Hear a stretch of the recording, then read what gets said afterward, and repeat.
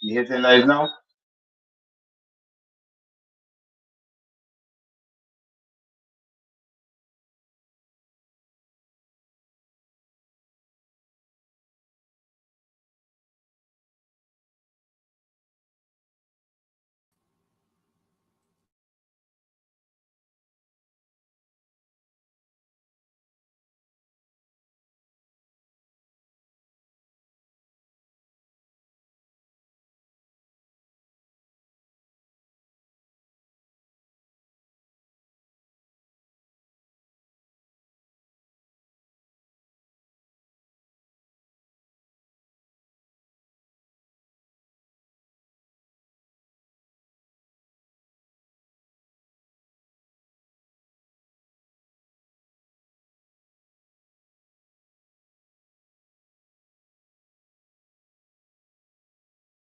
Stars among stars.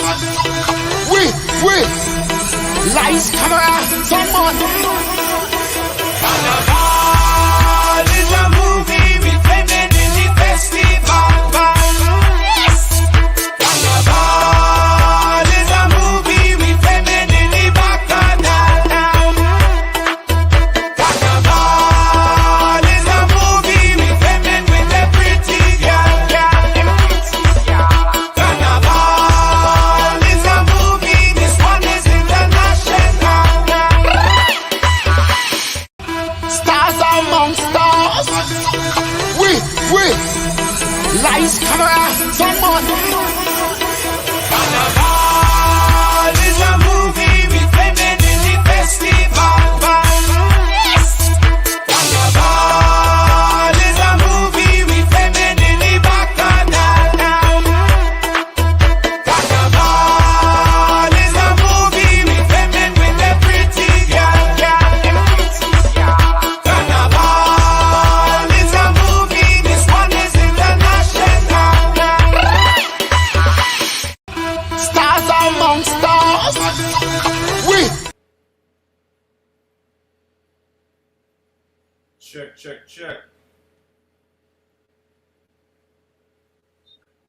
Yes. Good night, everybody. Everybody on cue. Yep. Good night. Good night. Brothers. Yep. Yep. Sure, when you got to unmute your mic, I think it's still on mute. Just catch myself. Yes, bro. Up Hear and you loud running. and clear. Yep. Up Yeah. and running.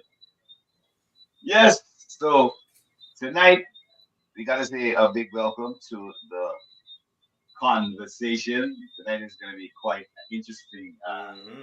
evening. Make sure you share the live. Tonight we're going to be talking about politics.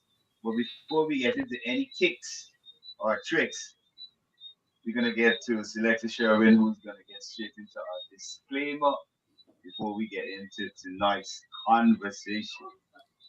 All right, tonight, we definitely want to make sure that you guys have it clear or get it clear by disclaimer. All right. The views, information, or opinions expressed during this program are solely those of the host, guests, and callers involved in the program and do not necessarily represent the views of Majestic Music Radio, its management, or host, or the host or advertisers. Okay. Majestic Music Radio is not responsible and does not verify for the accuracy of any of the information contained in this radio program. This program does not constitute medical or professional advice and is solely for for entertainment purposes only. All right. So tonight we've got an interesting discourse. Um, we got some an interesting direction tonight. Usually we haven't gone down the political rabbit hole, but definitely this evening we're definitely going to go down that political rabbit hole because we just have to ensure that information out there and stuff that's going on. We got to set certain things right, and we definitely as people, and when I say people, as Guyanese people, we have to really stop embarrassing ourselves um,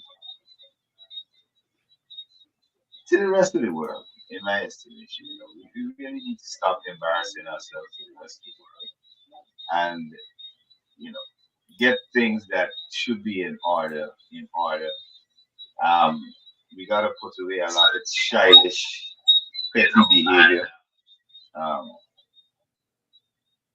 as grown folks, we gotta put away a lot of childish, petty behavior, especially in the political arena in Guyana. It seems to be a little too much in terms of the childish behavior. And yeah, we got to talk about those things this evening. Of course, for those people who would like to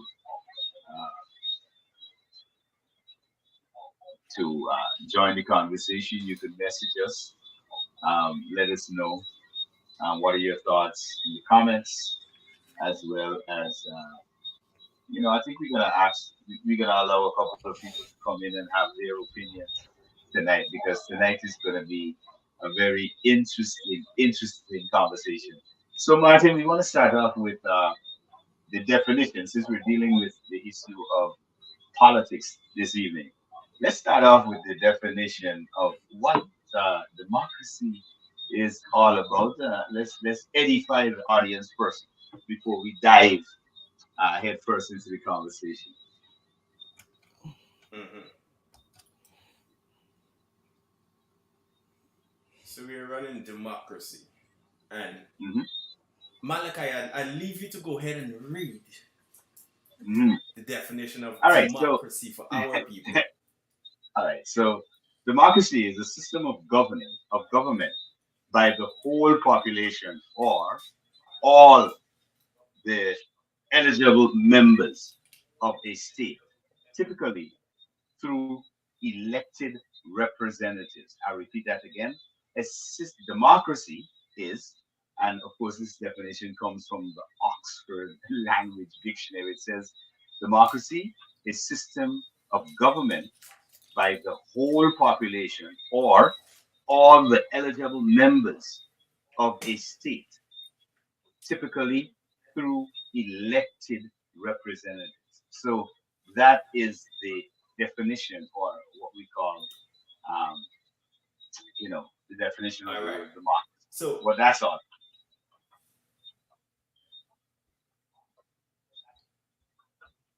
with basic understanding of the definition of democracy, right?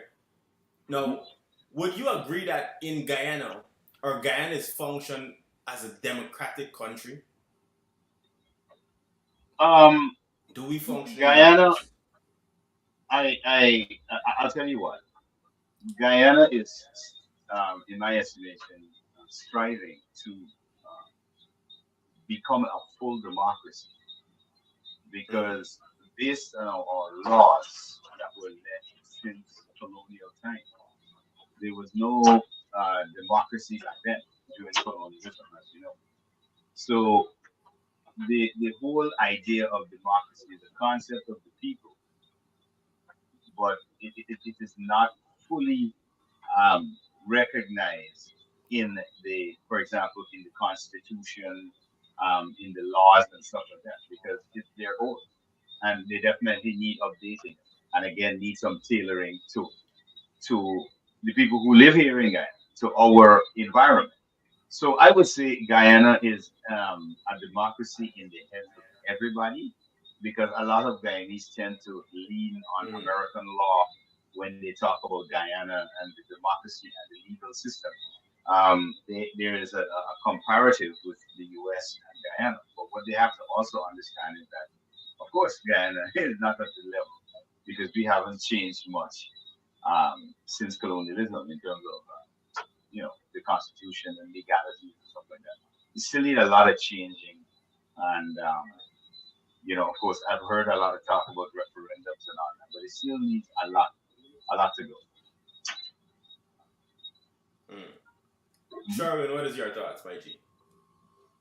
Well, like Monica is saying, I think because of the new with the new uh generation that's popping up.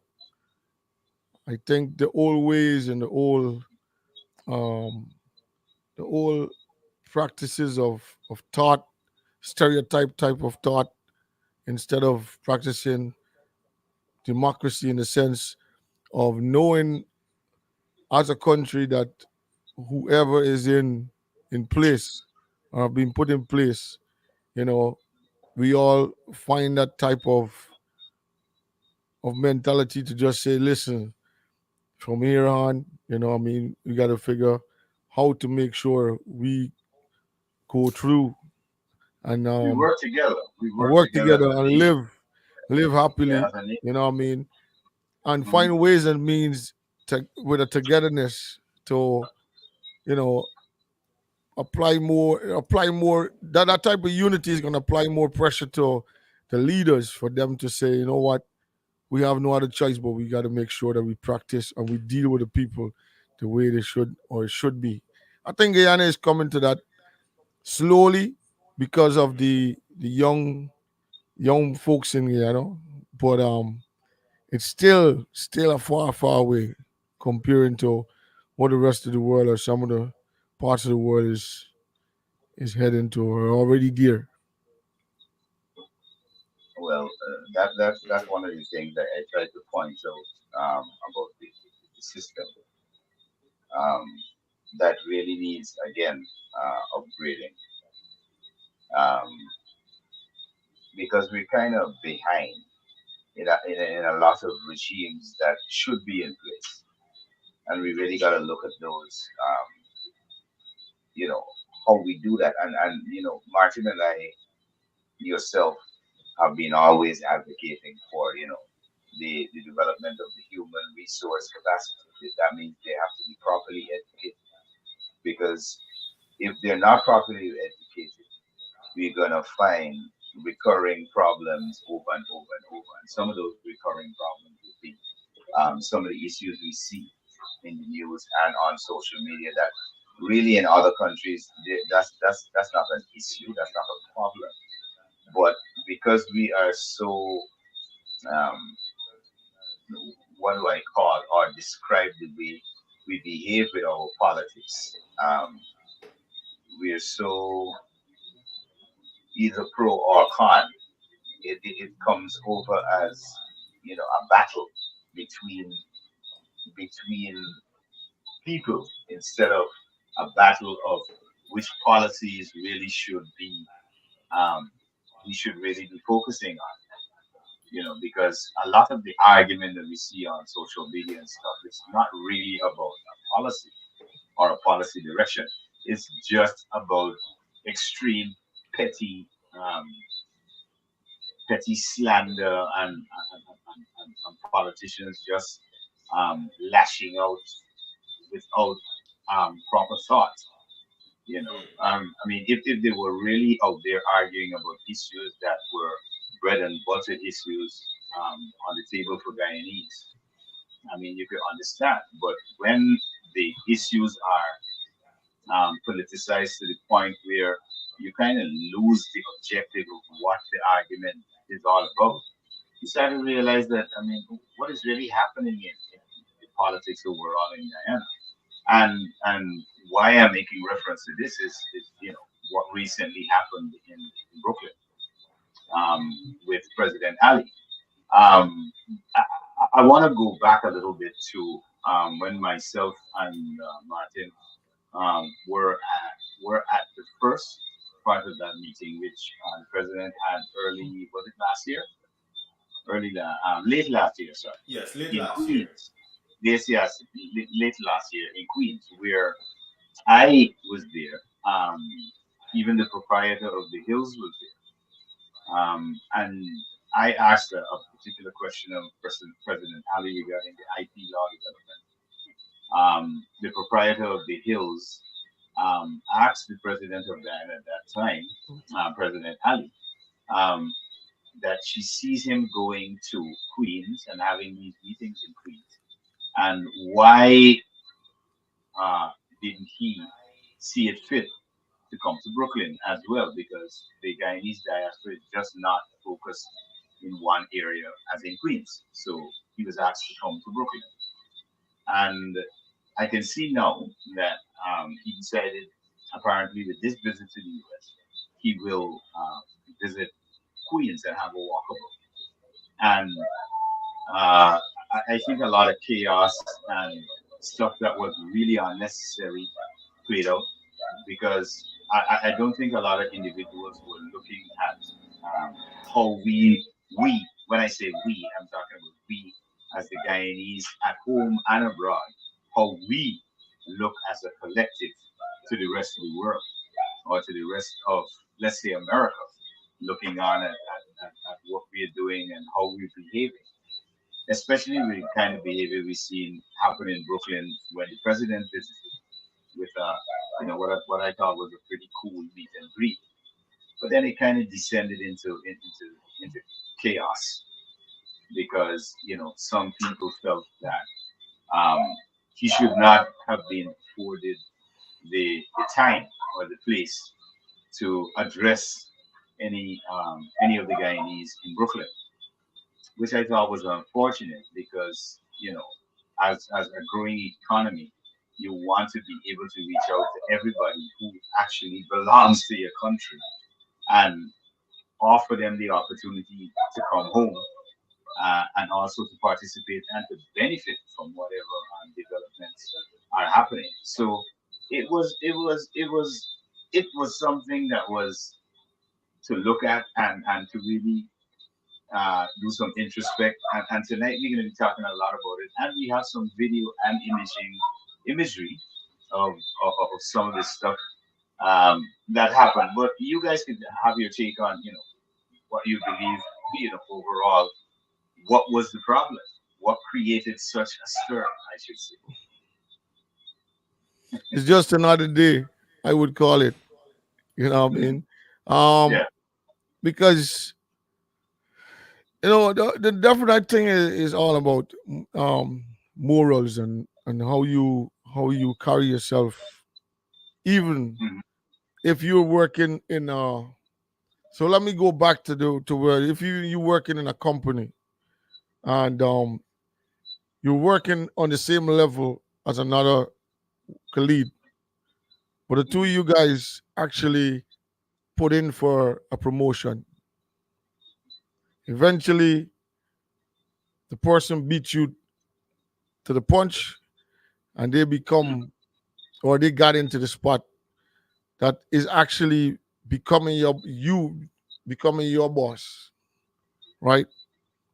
Now, in such a way is where you're supposed to exercise all your professionalism and all that you need to exercise to show that at the end of the day you still have to come to work, you still have to function in the right capacity and in the most effective way within your job, knowing that the person that you was in that kind of a, you know, you guys was in that same push, but the person is now your boss. I mean, there's the same similar situation where you find why are we allowing politicians and bloggers and people that has or had past experience, personal experience with so many issues or have some kind of a hearsay? Because there's a lot of people that had I call it the no. axe. I call it the axe to grind. It's the axe to Yeah, grind bit. but there's a lot of people that had no dealings, no level of some of the things that they're portraying, but it's just because of what they would have learned. I understand. So taking that bitterness and pushing it out there, and then I'm making it look as though that within this period of time that this person is gonna be my boss, even though I supposed to look at all the opportunities that I supposed to have, and as a leading or the person that was right next to him to push for the same glory, turn back and represent properly. so Hmm. that you can actually say, you know what? Yes, put it out there. I'm going to make notes and all these different things, and then we can hold the person at the word to say, okay, this is all that came up. You know what I mean? But it's like I don't understand why the push for hate, why the push for uh division. You know what I mean? Why the push for um blot out or blank out certain things, and then Boycott. but then at the same time you complaining that you ain't getting enough and you ain't, but you did not get or you did not give yourself the opportunity You're just to not putting yourself in the position where you correct. can actually do something to make a change for your people that you're claiming that this is what you want to happen. Where is Right. that move to make the change? There's no move to make a change. Yeah, that's what I really don't understand, you know what I mean? But no, y'all know that I'm not a politician. One, two, y'all know I'm affiliated to no party. For I sure. am You got that in the very, red hat. I'm very, I'm very, in a sense, I am very strong towards representing the people and how much they should, they should be No, well, gaining we, from we know that as everything. we know that as a fact, Sherwin, because I make reference to this. I was making a point on social media earlier, and it seems as though the mental level of some of our people is um, so low that if you make uh, uh, what is called a critical comment, which should be taken as critical thinking about a government thing, some people will say, "Oh, you're anti-government." If you make a comment that criticizes the opposition for their failure to really step up to the actual policy making and development and decisions, they then say, okay, well, then you couldn't be a part of them. You had to be a PPP. And, this is where, the level of immaturity and stupidity of some individuals who represent parties. And you kind of get I would say jaded, or you get accustomed to it, because it not only happens in Guyana, you could see it across the board, even in the US, because the individuals who are, for example, supporting um, Donald Trump, and they have an attitude of, if it's not him, then it's got to be something wrong with the system, something is broken. So it's that kind of mentality that has caused our country to kind of get into the position it's in. And like Sharon rightfully pointed out, a lot of individuals who are peddling this ideology specifically, um, are the ones who are one outside of Guyana. Um, they are not on the ground to, let's say, contribute. And what they're doing, they're derailing the younger people from actually looking at their country as a place that they should remain, or return to and contribute to, which is a really, really crazy, funny thing. Nobody else does that. No other country I know. The people from that country, they operate in that manner. It's weird. It's very weird. So this is where it comes in for me, right? Democracy overall is by the people, for the people. So we, as the people, elect who we want to be in charge of government, Correct. right? So that they could then go in place and work for the people. Which is why in America they Correct. tell you, you work for me. My tax money pays you to be where Yeah, you that's are, right. right? So Yeah, by the people, for the people. all the people. Now, the thing with Guyanese people is not all Guyanese people, of course, but the strong minded. I want to kind of want to say the older version, right? But Yeah. I still can't put all the old people in a box. But they got the group who is steadfast in their ways, Yeah. right? And they choose not to change and they don't want to change. Mhm. Now, the issue is this is why we see people like myself don't have communication with family members. We can't talk to we grandmother, we can't talk to we grandfather, we great uncle, and them thing. Anything past we mother, even in some cases, because a lot of people in my generation realize we parents in no jack squat. So they couldn't teach we jack squat, and we now gotta come and learn everything so that we don't pass down the same no knowledge, education type mentality to our Mhm. children, right? So again, by the Yep. people, for the people. Now the event that took place in New York, and Malika, you mentioned, yes, we were there in the first half of the meeting where we witnessed, the question was asked why the president only visiting one place, and why the people who put them in place, remember, they are there for the people. Now, if you Correct. don't come out and ask a question, or you don't come out and put in your request, then how they gonna know that you need assistance in said area? You Or understand? or if they're welcome to come to that particular area. Exactly. So the invitation was put out last November, I believe, right? Yes, last November it was. October, November, somewhere around there. The invitation was extended. The president responded, well, I promise on my next visit, I will be there. And I can't visit everybody. But when I come back, I will visit Brooklyn and the people, the Guyanese people in Brooklyn. Correct. And I saw when he traveled this time, he visited Brooklyn. And I personally thought, well, and look at this. This is a man by the people, for the people, Of right? course. Because he now gave his word, and I, as a man, Kept his word. Yeah, he kept it. exactly could respect that. Yeah, I could respect that. It's like, Kept man, I can't have anybody in authority who can give the word, and when they do give it, can't stand behind it. And that is what this man did. So me, as me being a Correct. man, respect that. Me being a Guyanese citizen, have greater respect for that. Yeah. Unfortunately, we wasn't around for the second meeting because obviously we got things to do.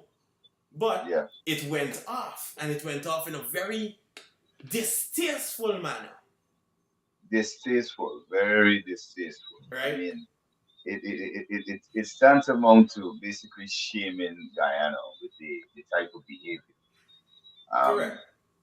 that some people went on with. For example, there was one part of it where a gentleman was shouting from the background at the president.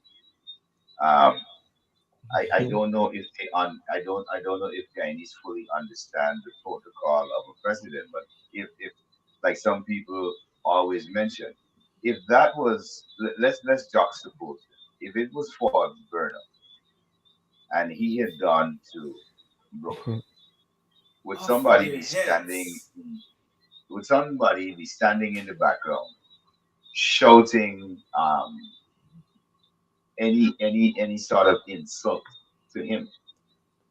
All right, as the president of Guyana. Even Um, if they did, we, it wouldn't have ended very nicely well, we know it wouldn't have ended nicely because really and truly, the protocol would have been to remove that individual by from the force. by Not just force remove from them. the area and quickly remove them by force from that area. That was not done. Um, Other individuals said, "Man, yo, you can't disrespect the president like that. I mean, regardless of your personal views, you gotta you gotta respect the president of your country." And it was and that was in my estimation shameful. That reflected very negatively on us as a community, and I don't think a lot of people really looked at it from that angle. They may just looking at it from the standpoint of, okay, we're getting to vent in our self gratification of it. Hmm. But because of whichever political side we were on. But let's look at the overall view of how other people are looking at us as a community, and you realize that you just embarrassed us overall. All right. And then we had, for example, we had several lives where people were saying all manner of stuff. I happen to have first-hand information on one of the individuals who, was involved right there at the Hills. Mm-hmm. They had an event there, a charity event there. They were welcomed there. They were well taken care of by the proprietor of the Hills as well. And then, due to um, politics or political affiliation, because of the proprietor allowing the president to drop in and say a few words, you know, a whole myriad of chastisement and statements of boycott started to come out, and I looked at it and laughed because I was like, this is the way these individuals behave and basically cannibalize themselves because the proprietor of the Hills is not outright supporter of the PPP at all. Mm-hmm. A matter of fact, she has been a long-standing PNC person who has facilitated several, including the visits from the opposition leader to New York City. So it is really funny to look at, at how we as Guyanese behave. And, and now that this situation has popped up where one of their very own, they're also attempting to cannibalize her because of her acting in what I would classify as a sensible manner and not behaving idiotic Mm-hmm. Let at, me at let me a point say in time. You know, let me say something. Listen, the democratic go ahead. world, the democratic world has been filled or full of surprises during the past few years, right? Yeah, Um, where you think the mind of the people is, that's not where the mind of the people, because people have been driven into a space of disgust and not accustomed being or not being stereotyped anymore. They start because of social media, right? There's a lot mhm, of things that turn the whole thing in a 360. We could take it for example, the party that is currently the ruling party of Jamaica has never been in power or was never the real power party back in the day. Mm-hmm. But back in the day, they were run by the other party that used to be, continuously. Um, they had that kind of a whole stronghold on the people by, saying coming in and dealing with them a certain way. But as people minds are open in the sense of the media world and also information coming through social the internet, whatever, people start getting a different wavelength of understanding where they really at, who's making sense and who's not making sense. And that's how people's mind are changing. If we notice especially the last local election in Guyana, it was a total 360 of surprise of how the minds, especially of the youths, was in that country because everybody's looking at how are we moving from point A to point B, Mm-hmm. right? Now, I'm not saying, like I said, I can't stand up and ask each and every individual, what's the reason you do that? Are you stupid? Every man has his own power of choice. Even God give us a power of choice to say, you want to serve me or you don't want to serve me. But of Mm-hmm. course, that's your choice.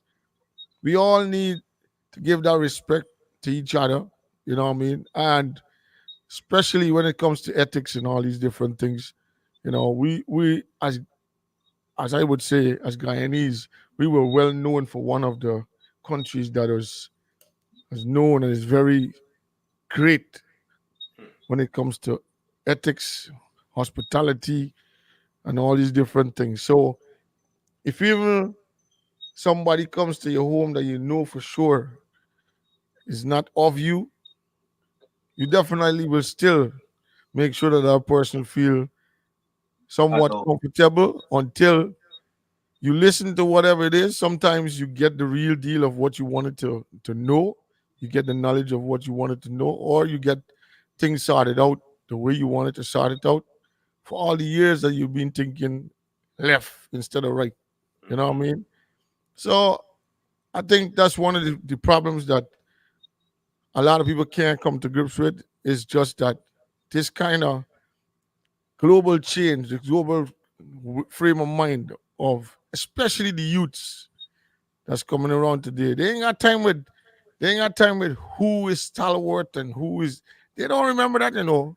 All they look at is what who is making sense on spot, who's ready, who's trend, who's coming out with something that makes sense that I could say, yeah, man, this is something I could deal with. Yep. You know what I mean?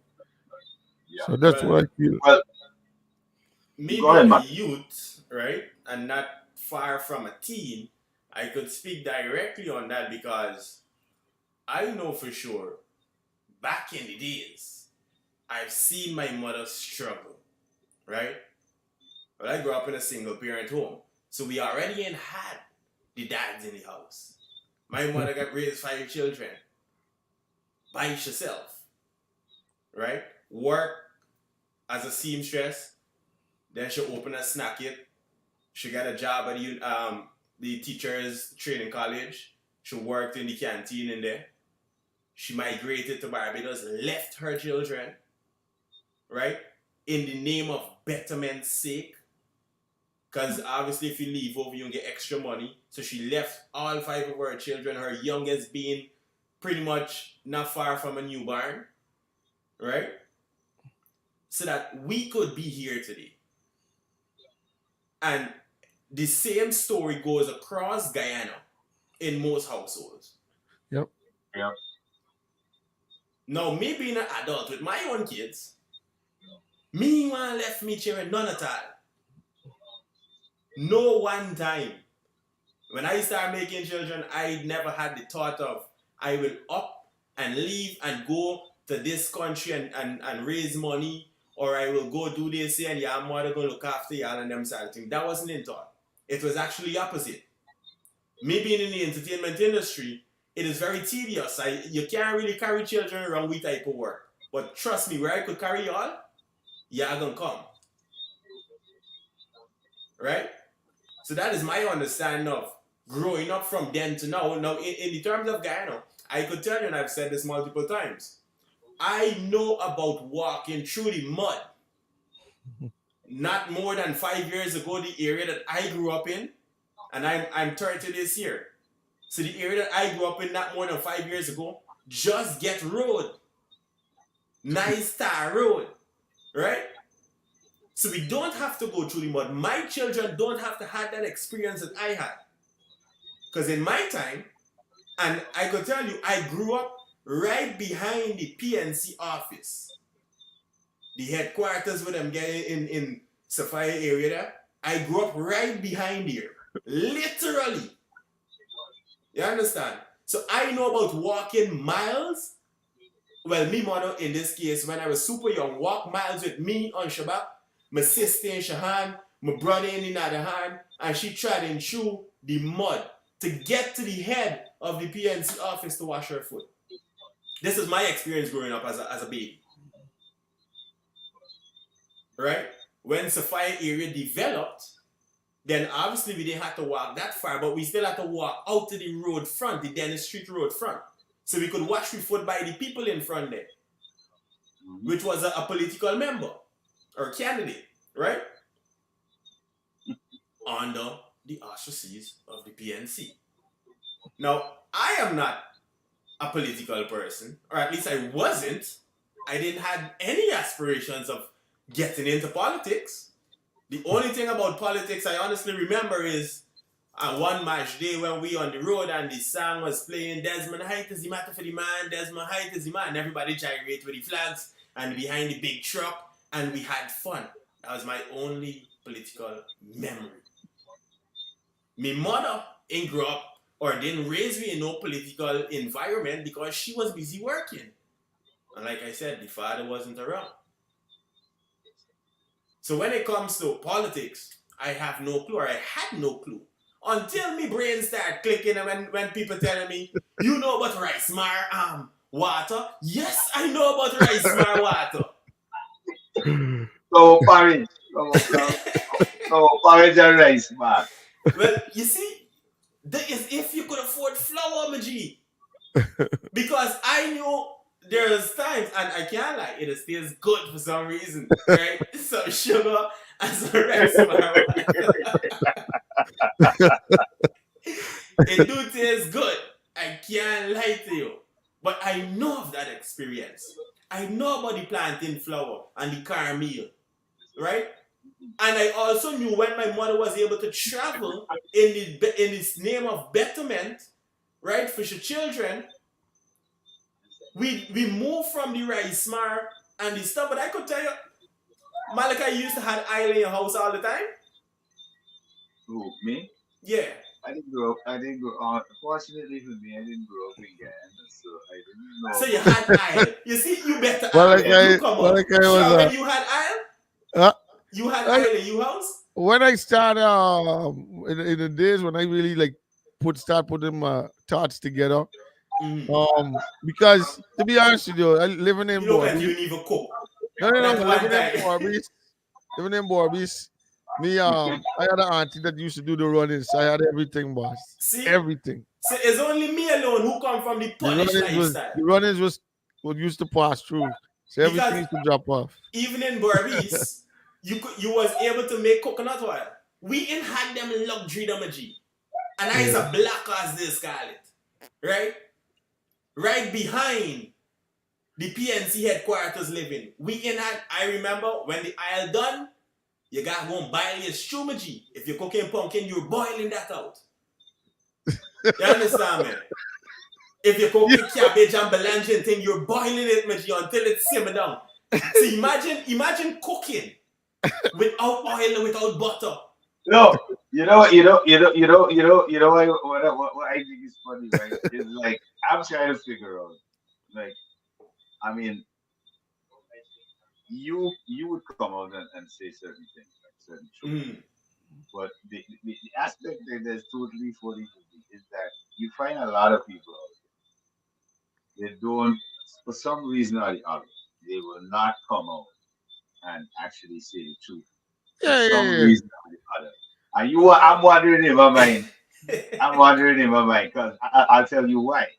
Because as you know, we know a popular comedian who we were in a conversation, and this comedian literally said that they prefer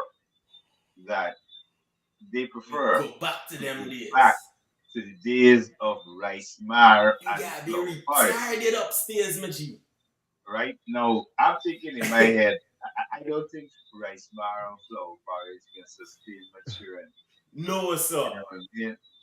At a certain nutrients level, so that their brain could work at maximum capacity. Because flour and rice is basically one element, and that's starch. Starch. I don't know how your brain is gonna be able to retain. And this is what I think. No, seriously, this is a serious issue. What's the cow milk in the mix one? Well, like what time we used to teach milk. Well, but I think remember, I always say this thing on the program in the morning. I think it was the rice. Yeah. Remember I used to tell you, right? So it makes Told you, I sense when said- you look at the starch level. Right, exactly. Because you can't. There is no population with brilliant individuals who are fed starch, my bro. All right, and this is something the Guyanese have to come to grips with.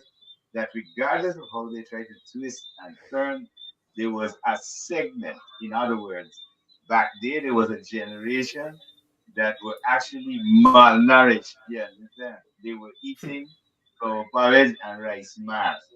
Although they would like to say yes, it is some way in our greater development, but and for us to grow and eat what we grow and all of that.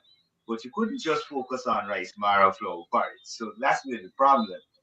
And if you couldn't get the basics, that means that you will be malnourished and your children will be malnourished. So in when they go into school, it will be difficult for them to retain. And this is the problem we have over time in Guyana. I believe that this is the problem we have over time because the behavior of some individuals that we see out there only points to one issue.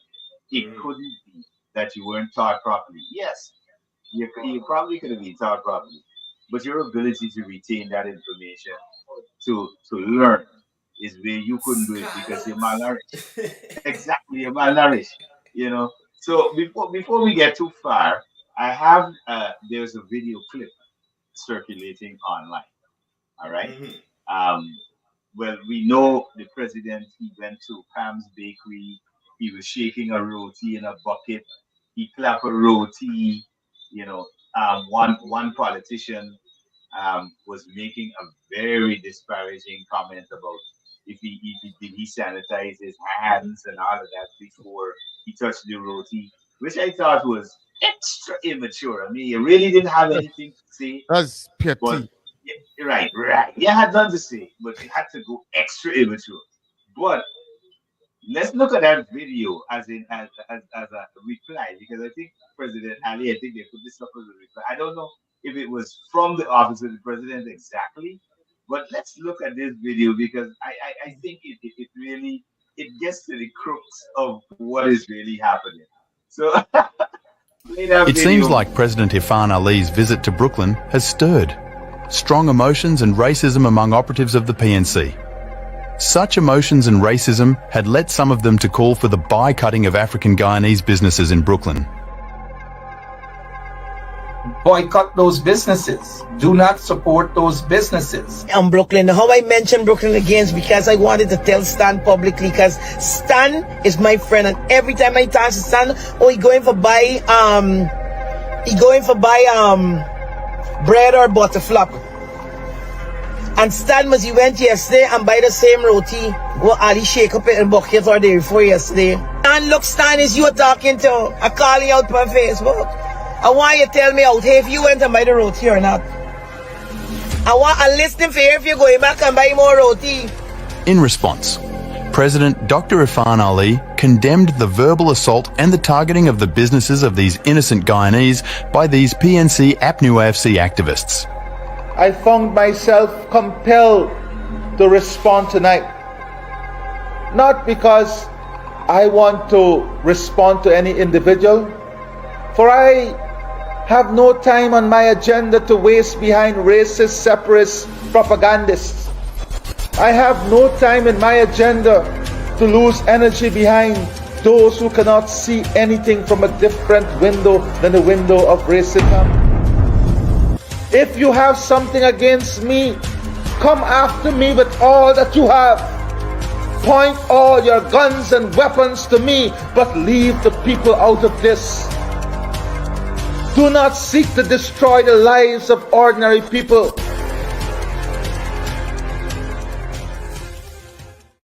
It seems like President Irfan Ali's visit to Brooklyn has Yes. That that I think was an interesting composite. Whoever put that together, that was pretty interesting. Smart lad. Yeah, smart. Because what I think overall it was trying to point out was what was and you saw the clips. I mean, talking about the roti in the bucket Mhm. and that kind of stuff. I don't understand. I mean, we as both Africans and Indians, we don't know about eating with knife and fork. We know about eating with hands. We Exactly. know about preparing food with our hands, right? So I don't understand. You know, I think some people just conveniently use some really You know, immature I'm not speaking from a things. political point of view, nor Yeah, trying to get into the mix up on the bounce about, right? But I'm speaking in the Bangaran. yeah, but I'm speaking in the sense of uh all of us as a people, you know. Um it's time we come down to the levels of finding better topics and better things to push forward. Find ways of how you can actually advise people in many ways with your knowledge. Some people that I know that is doing a lot of these blogs and all of that, they're very much educated. They know Hold on, they hold have on. Don't be lying. Now, no. What I'm saying in the sense of they're sure, these people grew up with rice smart.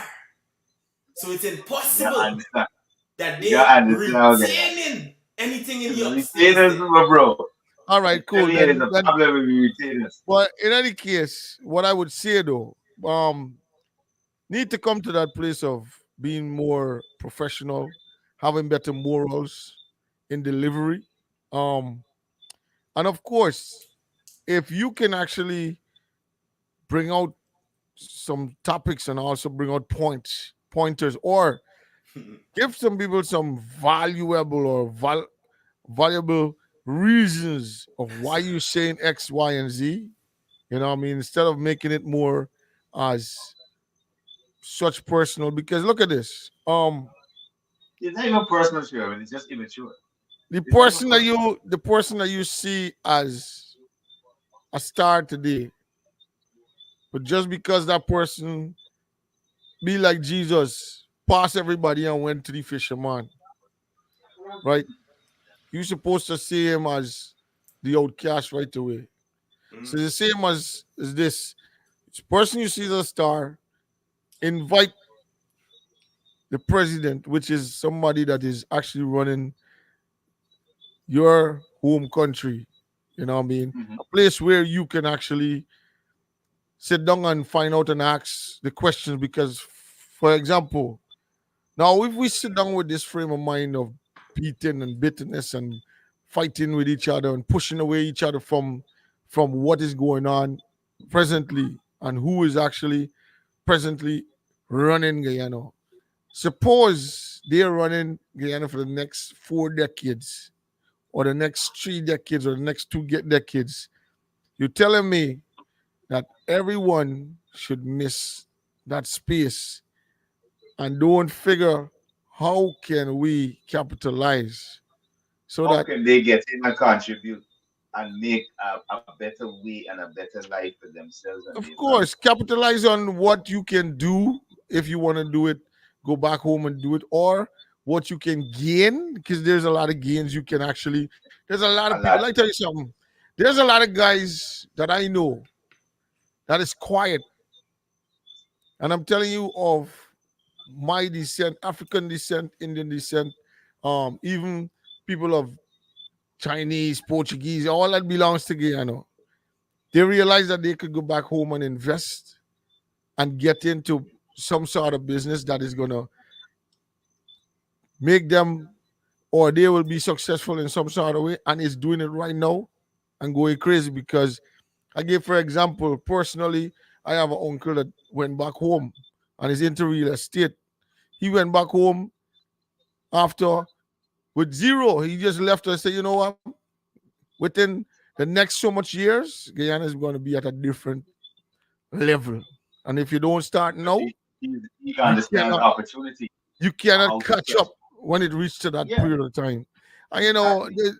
as I continue listening to people just continue grinding each other from political views and point of views, and steering the You're real missing the essence point. of what you could tell the You're missing youths, the yo, you got money, go find a way that you can get into that thing, deal with invest. such, you know what I Create mean? your business, your ideas, be an entrepreneur in this environment.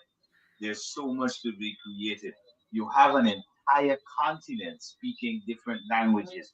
You could get into translation. I don't hear the individuals in the African community talking about these very vital parts of development. All I hear them talking about is, oh, we're not getting handouts. Oh, the government doing this. Oh, the government doing that. What about setting up opportunities for you and your people? It's not about just talking a set of crap that don't make no sense. People looking Well, that's to what I'm live a saying. life and develop. What is the remember, I'm not coming from a political view, but I'm saying, what is the opposition doing to put the situation in such a place that everything has to happen on an equal or a level basis instead of complaining? What are they doing to say that, okay, because of us, we're making sure that we represent the people that is supporting us? You know what I mean? Instead of saying, oh, boycott everything, run away, don't do this, don't do that, and everything. But you seeing when the time But comes for fun and entertainment, you seeing people going out there and having fun the same way, enjoying themselves the same way, and better you turning back and say, well, why missing out on the fun for? And end up going in the same fun. So you rather go well, and gyrate than go and find some way to capitalize and gain. no, You you know what I see, mean? they're not looking. Their real true job, sure, as the opposition, is to look at the policies and also look at the way it is affecting the population and to provide some measure of guidance to the government in terms of their policy making and Mhm. the things that they're implementing in as a government. However, we don't see that happen. What we see more is more who's controlling the oil and we're not getting enough money from it Big, and that big kind of what's up. childish type behavior. Yeah, really. And kind of like I said before, and we pointed out on the video clip that just passed. It's not about, for example, if they were really interested in policy changes, I think the question would have been for President Ali when he turned up in Brooklyn. It should have been from the perspective of what are you doing in terms of the expats who want to return, people like, for example, the proprietor of the Hills, who may want to have a Hills restaurant in Guyana. What are you doing? Are there grants available for companies who want to come in? Guyanese from the diaspora who are coming in to invest money? Is the banking system capable of helping them to basically level up to that platform where they can have a franchise in the country of their origin? From that perspective, let's talk business, how we're developing ourselves as Guyanese, more than the whole aspect of, oh, use a PNC or use a PVP or or anybody who is critical, because this evening some people who are going to look at the live, whether now or later on, they're going to say, oh well, they're taking sides. I've never actually taken a side. A matter of fact, my uncle is Dr. Walter Rodney, so I was never in the PNC nor in the, so I don't understand why. This is why I mentioned earlier. If you're a critical thinker and you offer another frame of thought, what happens with both sides? Well, more so with the new AFC side, is that you have individuals that will come at you and say, "Oh, you got to be a PPP if you say this." But the reality of the situation that's staring them in their face is that the promises and whatever in terms of what their political party promised to deliver, it didn't deliver. And the PPP now with President Ali is attempting to deliver. And one of those things that we noted earlier is that the fact that he said in November last year, listen, when I come back to the US, I will be visiting Brooklyn.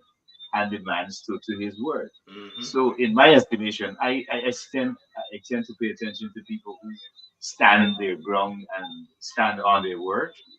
I don't know about other individuals, but I think it's a My very strong opinion, my with opinion about that. politics in here, though, right? Mm, Like I said, for the better function of Parliament in Guyana, I believe that, and for the better function of democracy in Guyana, this is my opinion, right? I believe that both parties have to see the box of certain politicians in their clique. And when that happens, there is an optimistic way that I feel that it might get to a different level, or it might be smoother than it's really supposed to be. Of course, any government goes into power, there's going to be hiccups, there's going to be ups and downs, and like I heard one guy said, no matter what you do, whichever one of them go where, they gonna you still have to do you still have to go to work, you still have to do everything that is required of you. As Right? for now, Everything as that's for- required of you. And of course, they're gonna make decisions from time to time that even you as a supporter would not be happy about, right? But yeah. at the end of the day, you want to make sure that whatever is going on in the country, when you reach or whenever you're ready to go out, be it your whatever you look like in the face, when you're ready to go out, you make sure that you turn up with all. Don't turn up to say or complain. Turn up with all that is required of you, so that when you see you put that out there, they gotta really battle with you to say, let me turn this dude down. But some people wanna find ways, oh, it's because we cannot continue complaining. We gotta continue to find ways and means of Solution. understanding how we can get around and work around. Because, like I said, if it was APNU AFC or the PPP, there is a possibility they can go for a long duration of period of time ruling. Same as for the next party, If it was whoever. G. So You know what I mean? let me ask, right? Most likely Malachi gonna know this also. Mhm. What party was the first party ever established in Guyana? PPP. The PVP is the first one. Right? And obviously we all know of the separation Correct. between the two guys, right? Yeah. And then we had the PNC. Mhm. Now, how long was PNC in office compared to PPP? Well, based on the balance, you got 28 years of Mm. Forbes Group, and then you have another, I think it's 5 or 6 years of Desmond White. Mm-hmm. Then in 1992, you had the PPP, which lasted for 23 years. Then they were voted out. After AFC came in, and now there's now the return of the PPP. So actually, the PNC Been in there. is yeah, they have been ahead in terms of length in So- governance of that. Of course. How much years of independence we celebrating this year if you got the point head top? I 50 think it's somebody. I think we did Yeah, 57, 57. Yeah. So, right? So in 57 years, Naji, with one party, and my mother is actually 50, 54, 55, somewhere around there. I'm sure mommy don't think, but you know, you're up there. So my mother would have been as long as the independence celebration, or almost, right? Yeah. Yeah. And all my mother honestly have to her name, brother, listeners, viewers, is one house lad. That is it. Well, One well, a lot of soul trust me, house lad. a lot of people, and I can tell you this, a lot of people are not that fortunate, you know, on the regimes, Well, you know. let me tell you how we get this house lad. I got story for days, eh? So Mm, what I understand is, like I said, we live directly behind the PNC headquarters. And when my mother left her father's house, she pretty much had nowhere to go, so she went to stay by her aunt. Her aunt, obviously, my mother coming in lady house with children, right? At that point, it was my older sister, and she was pregnant with my older brother. So she come in the people house with baggage, not just herself, but two others. Eh? And my aunt said, well, you got a little certain time to get out because you're a woman and two women can't live in the same house. So my mother had to go and find. And when on her search, this is where she found the very nice madame pot that lays or used to lay behind the PNC. And she settled there. I could tell you, I grew up in a 10 by 10 plywood zinc top house. And it is funny to even call that a house because I know what a house look like today. But I grew up on the same piece of land in a 10 by 10, surrounded with mosquitoes, bush, and everything else in between there. Right? Now, back in them days, it was easy to go and squat. The people encourage you, if you ain't got no place to go, you go down and squat. Later on, we will give you all your title. Now, keep in mind, the PNC have been in power for almost all my life. Right? No. And they would have told my mom and everybody else within the Sophia community, and people in Sophia could tell you all the same thing. The PNC tell them, y'all go and settle and we gonna give you your paper later on. Now, my mother got her papers under the PPP government, which would be the one time, as Malachi mentioned, that the PPP was in power. Right? Today, 2024, last year, 2023, we still see people squatting in Guyana. In all beautiful Guyana, people still squatting. Now you telling me all them years the PNC gonna go into office and say, how much people we got? So much over 1,000? Here's what happened. For the next 3 weeks, we gonna sign off everybody. How is it possible that the Indian people was able to get all of this land, acres and acres of land, rice land, cane land, this land, that land, and black people ain't get no land? This serious, skill, Sochi. Bro. Run the disclaimer for them, man. I know starting. Listen, the views, information, or opinions expressed during this program are solely those of the host, guests, callers involved in the program, and do not necessarily represent the views of Majestic Music Radio, its management, other hosts, or advertisers. Okay, so make sure you know these views are coming from. Majestic Radio is not responsible and does not verify the accuracy of any information contained in this radio program. Okay. Well, I like your disclaimer, but I could verify my information. This is me story. It's like, man. Yeah. I verify. I could verify my information. Today, my mother hold a title for a decent piece of land. Now, she was smart, right? She paid $21,000 for this piece of land back in the days. Very nice and cheap. I wish we could go back to them days, honestly. I got a mind like a coolie. I want everything, right? But I want enough so that my children could be able to benefit at the end of the day, right? At this point, I'm sitting at almost 30 years old. I got 4 children. I need 4 acres of land.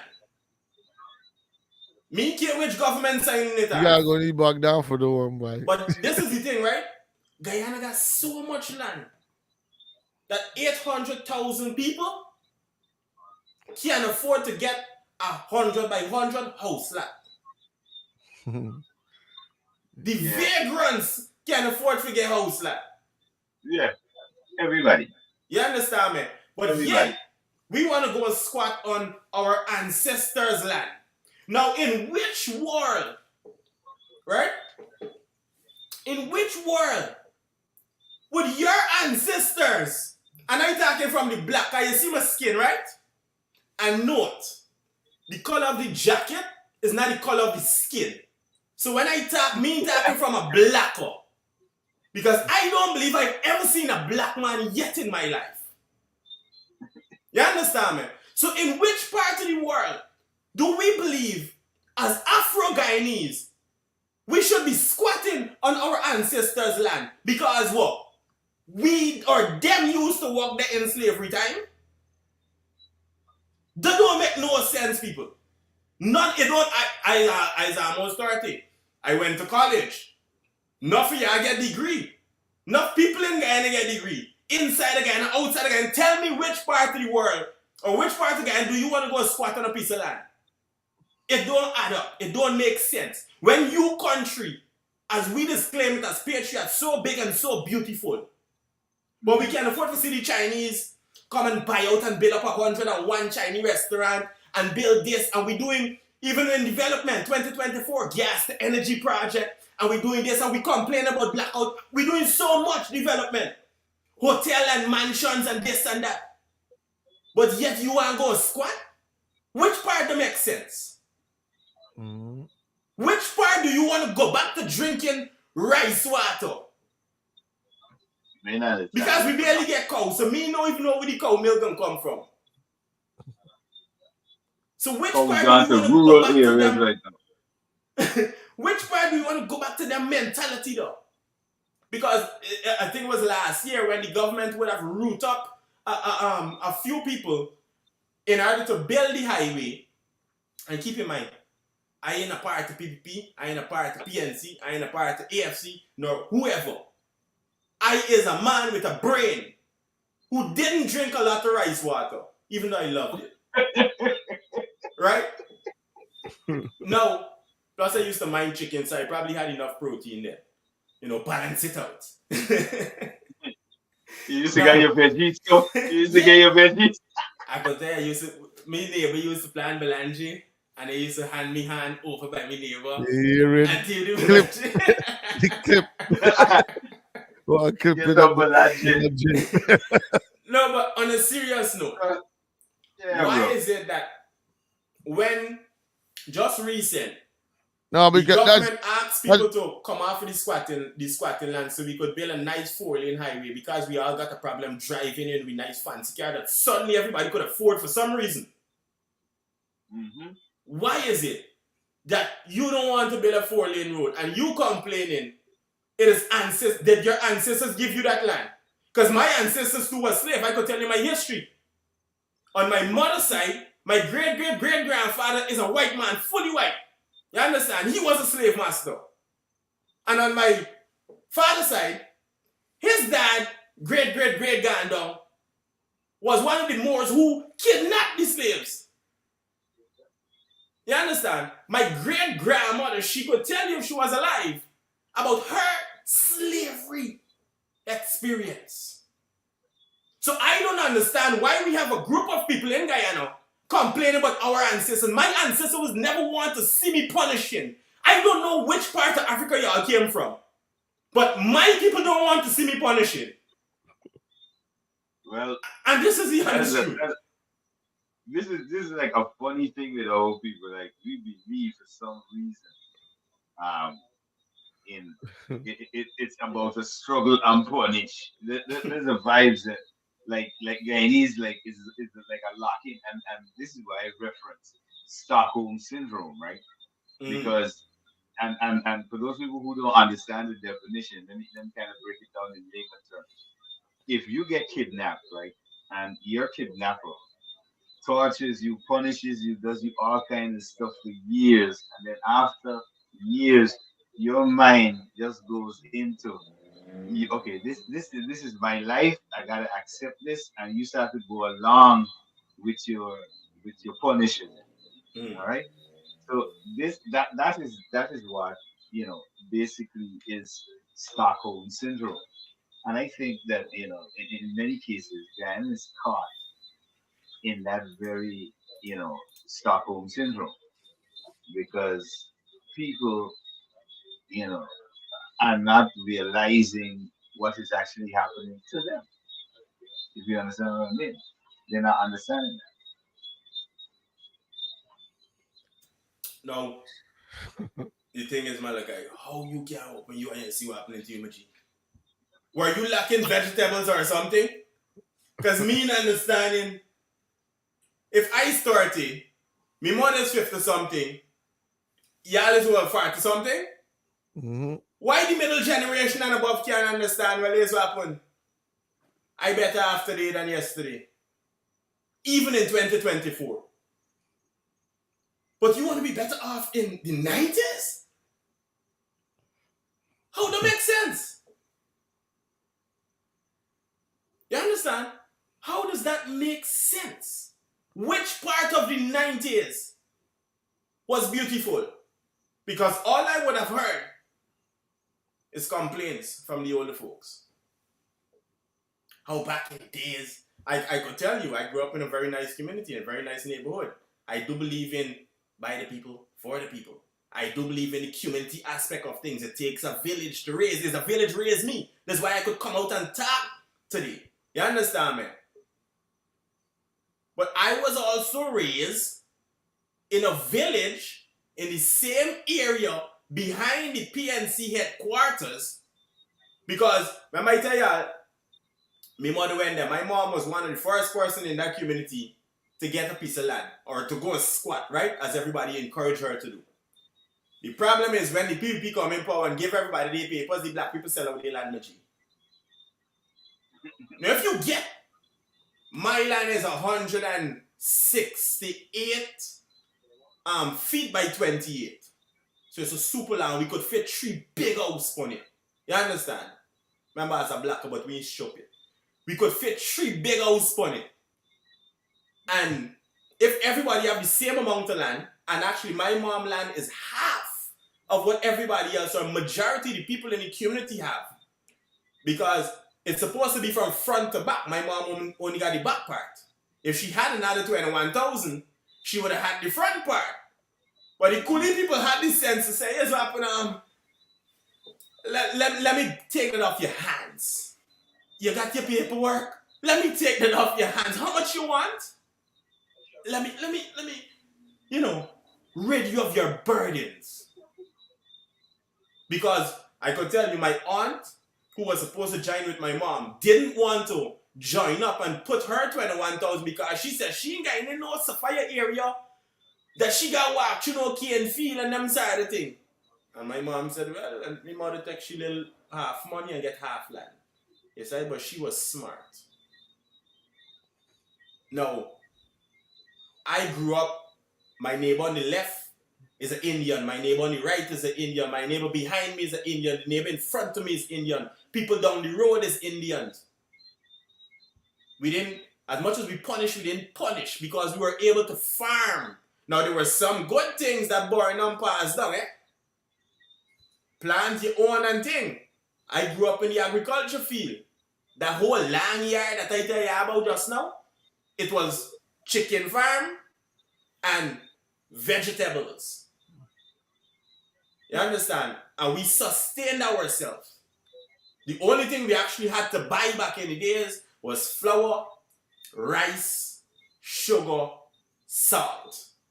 That was the most important thing that my mom said, in your household, you need these things. Because we could always go in the garden and pick with vegetables, with fruits and these side of things. You understand me? I can't go back, Maji, to a 10 by 10 household. Me never. Why would I want to do that? Well, before we get too in depth, gotta say good night to a couple of people on the live. Gotta say good night to Stacy Mack, got in the live, and of course the big artist himself, me, just checking in. Good night to you guys in Canada as well. Mr. M. Wilson says, I disagree a lot with the stuff you guys are saying.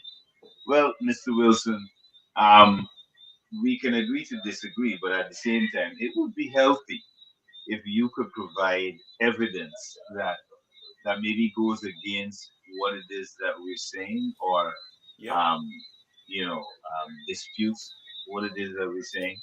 Because when we say something, we also kind of have the evidence. So we're not just coming on online to maybe spread propaganda or stuff like that. That's not our objective.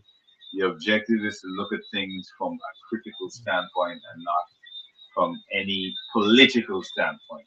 We're talking about politicians and their behavior. And we saw that in recent time, we're talking about just a few days ago, there was a very, um, it was really uncouth type behavior by our Disturbing. people. Yeah, which kind of reflected really negatively overall. And, I think people should maybe look at that, you know, look at that issue and take it for what it is, because Mm-hmm. we're talking about, oh, we are one people when we are under threat from Venezuela. However, the president of Guyana visits some businesses in Brooklyn, and Guyanese own businesses, and that becomes a major political campaign point for the opposition. That was lame. Uh, I mean, I don't care how people look at that. That was a lame try.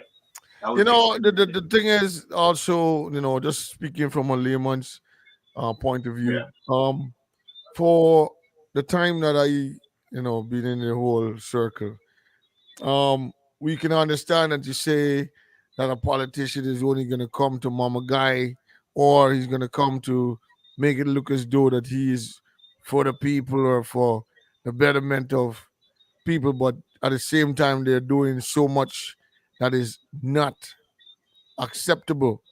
In Guyana itself, I um I actually would hear both positives and negatives coming out of many things that is happening in Guyana, right?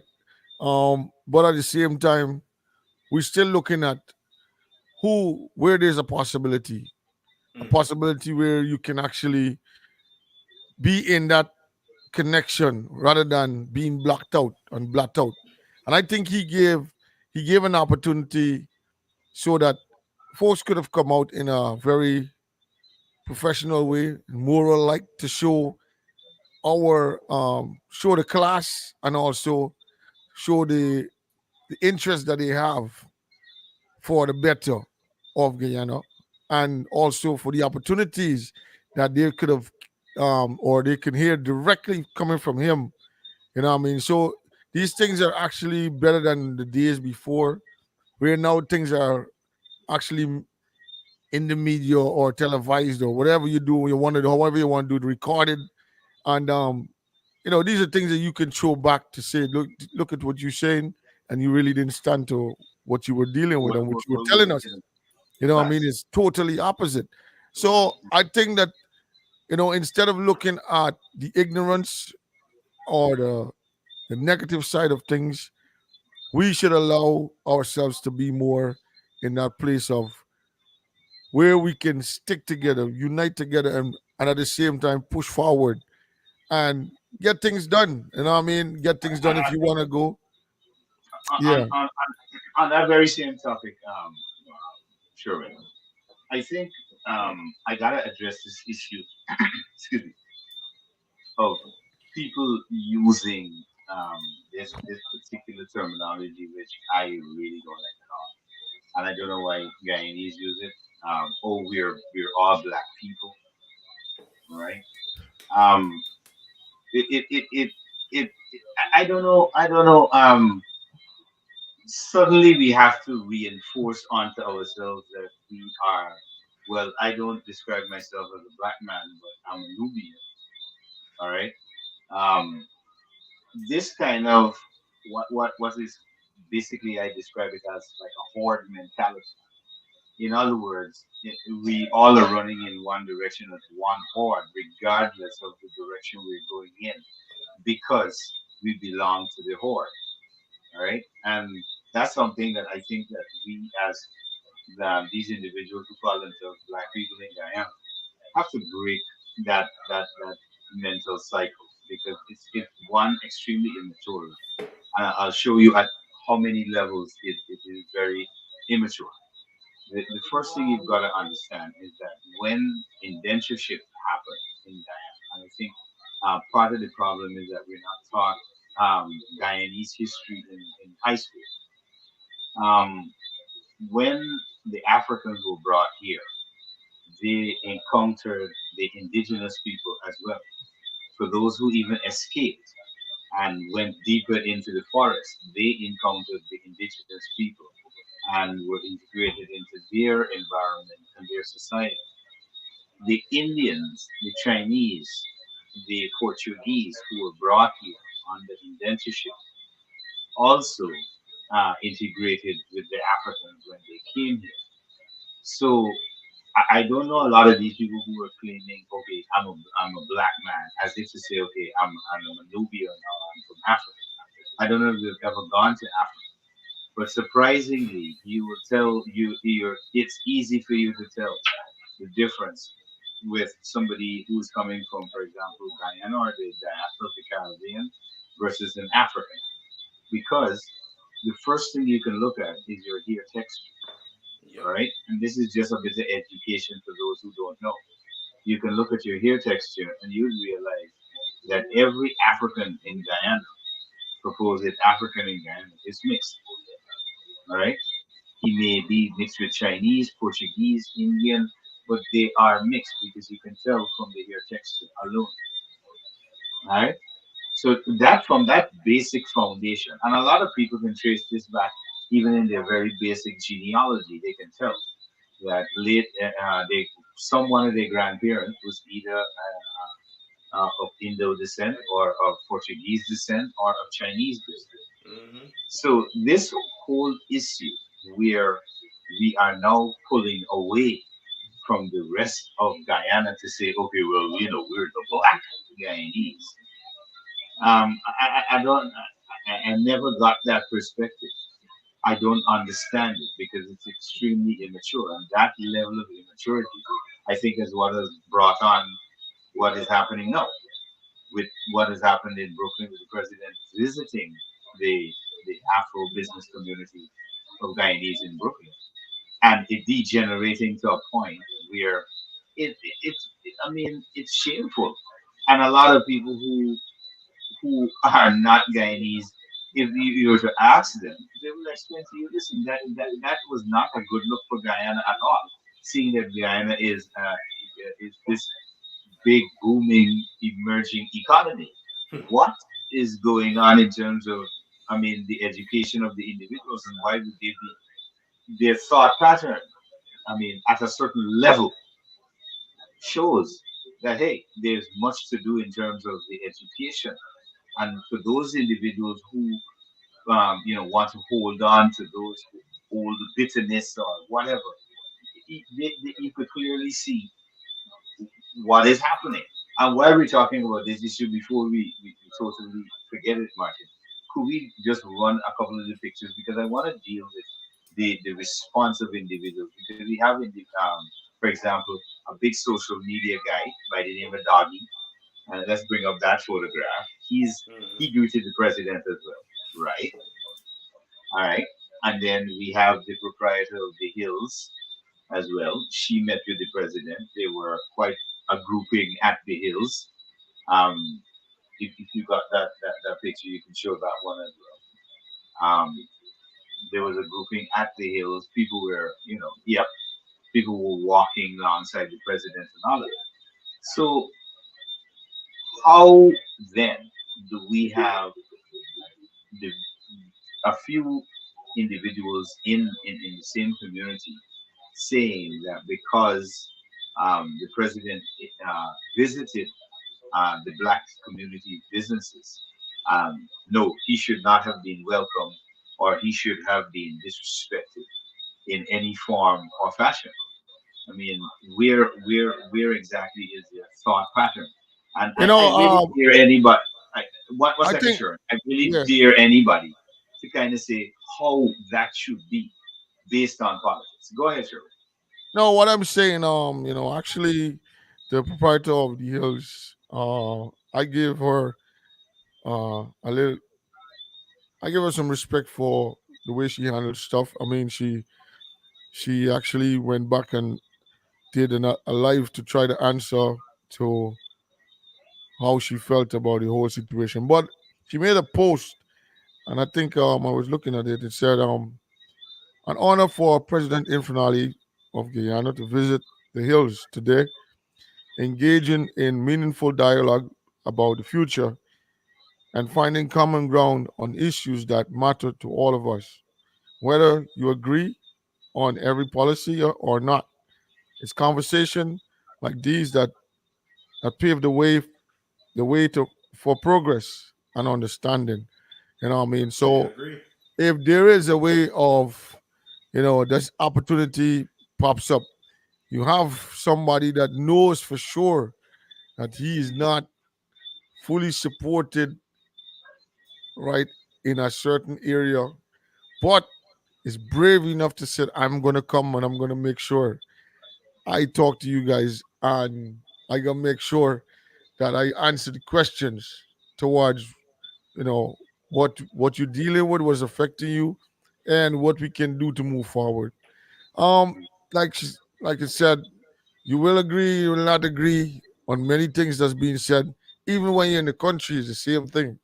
You will agree, you will not agree. There's a lot of things that I would see every day that I would say, yo, I hate what's going on coming from the side of the government. Things should be better.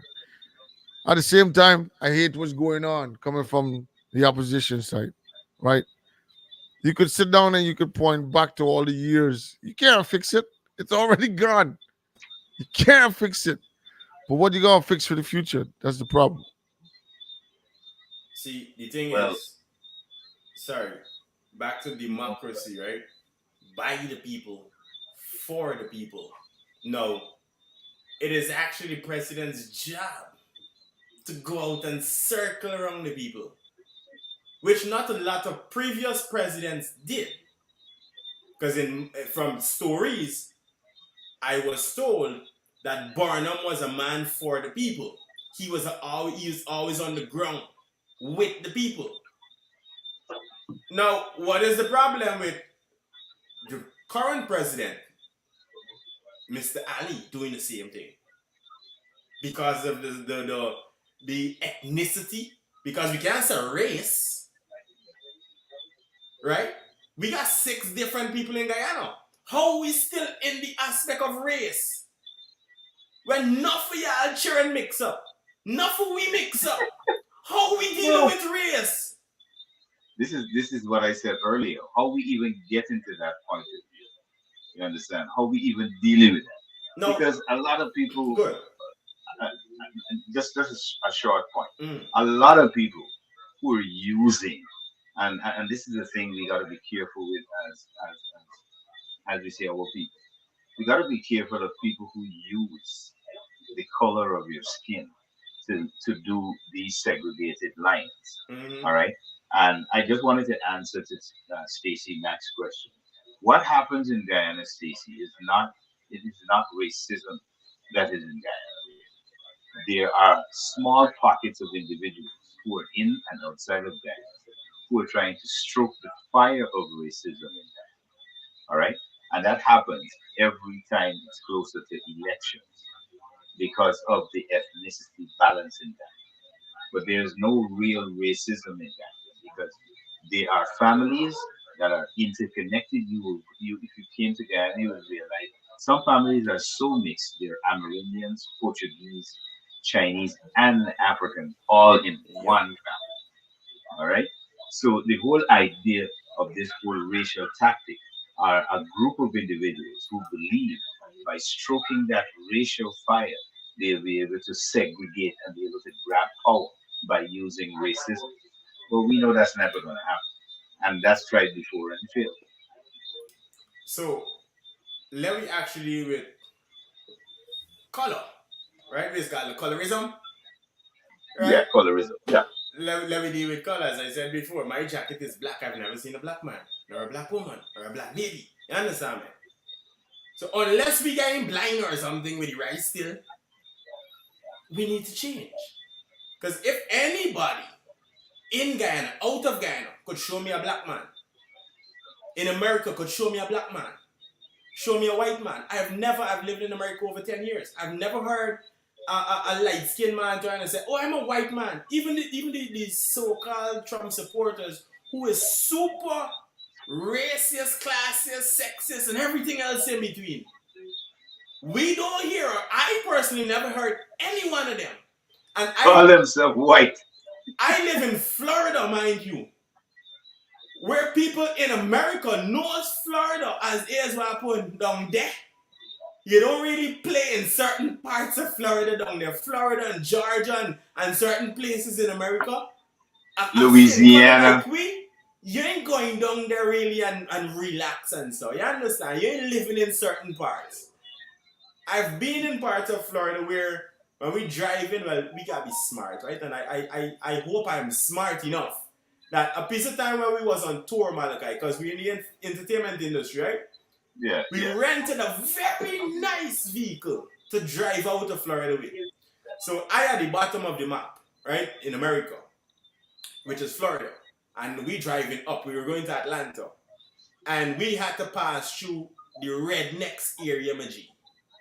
Mm-hmm. And when we make a stop at a nice establishment and we decide we're going to buy some food, everybody watching, we got 4 black men, as they call it, right?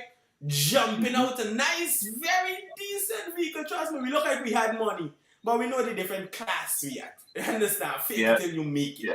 It's the entertainment we just do, right? Now, right. We jump out of this vehicle and everybody watching me, and we're the only dark-skinned people in the entire community. Mm-hmm. So when we stop for gas, the people watching, we looking like, what's going on?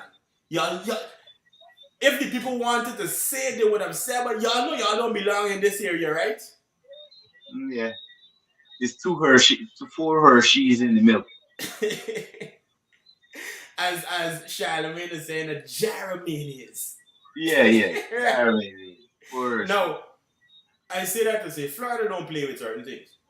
I heard the governor and the mayor and certain people in power would come out and speak against certain things on this side of the map. And them redneck chilling with the actual racist flag that the Afro-Americans fighting against today. The Confederates. Yes, right? So we passing through them places and we know for sure, hey, this is not where we belong either. But where we going also is not where we belong because we're going to Georgia. And there was there's where the cotton picking used to really happen. Mm-hmm. So in Guyana where we got people cutting cane and doing rice and mix up so much that we all love the same things any given time except elections time. No, like you gonna put puri and dal puri and roti and curry in front of black man and he not gonna eat that. Because he can say, nah, that's an Indian thing and I eat an Indian dish. Exactly. I mean, it's a selective type of, like I said, it's like some weird stupidness, you know, when people holler, oh, we is the black people and them is the Indian people. I mean, it's so immature and stupid, especially for a place like Guyana. And this is specifically to Guyana because Guyana is unique to the Caribbean. Very. You understand? Very unique to the Caribbean. A lot of people wouldn't understand it, but there's 6 individuals. Well, what is the base root? What's the base root of the issues among the people always fighting against each other? Is it something coming from the communities themselves? Is it something coming from the leaders? Is it something coming from local leaders? What from the churches? Where is it coming from? It's incompetent. It's coming straight from the brain, Maji. It's a group of people who is highly incompetent to do anything for the betterment of themselves, for their generation under them, and for the future of Guyana. Okay. Idiosyncrasy, incompetence. Bro, it's like a simple piece. You got a group of people arguing, right? And when you listen to the argument is that yes, the government should give out more monies. I mean, there's so much oil money. I'm like, in which? I mean, there's Abu Dhabi, there's Dubai, there's the Arab Emirates, there's several oil-rich nations that get versus our couple billion, they get trillions in US dollars per year in oil, and they ain't handing out no money. So since where did that ideology suddenly arise? That I mean, instead of putting that money into better hospitals, better services, better doctors, higher pay for nurses, um, um, insurance policies, or medical and dental should be up to international standard. Instead of thinking in that direction, we thinking that okay, just hand Money in us my the money pocket. in the pocket, and this is again where the whole education and growth of a society needs to happen. And this is why we have decided, okay, well, a particular point of interest for us would be IP laws. Because the level of thinking, and I've never heard the opposition parties in Guyana actually bring up that issue, which would be one of the biggest issues because it's an issue that not only affects the content of what should be ownership owned by Guyanese, but it affects the development of the youth who are looking to develop themselves in entrepreneurship in several different facets. They're stuck because there's no enabling environment for their development. So those are some of the things that they should be talking about. Where is the noise on those issues rather than, oh, look at the president shaking a roti in a bucket. They can't think of that because they're so behind that all they could actually think about is we need money, we want handouts, right? Now, imagine Malachi. Guyana don't have proper healthcare system, right? Now let's Yeah. look at that on a microscope. We have the NIS, who the other day I believe was going broke. How The is that? NIS? Yes, the NIS, the National Insurance Scheme, running broke. When we supposed to be paying into that system, does that make sense? Well, I'll tell you what. There. One of the things you got to be mindful of is a lot of misinformation. Again, comes out on social media about, for example, especially when it comes to a lot of government services. And what I tend to do is when I see something on social media and I want to verify, I will make a direct call to, let's say, the ministry where that information should have disseminated from. Mm-hmm. All right, because I think that those are some of the basic tenets of what it means to, especially in an environment like Guyana, where anybody, as far as we know, especially these so-called social media influencers, Mm-hmm. come out and just make statements because they have a following. It's not necessarily true, So but it creates a whole correct. wave But of here's why I said that, right? We Mhm. would complain about that and cause a whole hullabaloo, as you like to call it.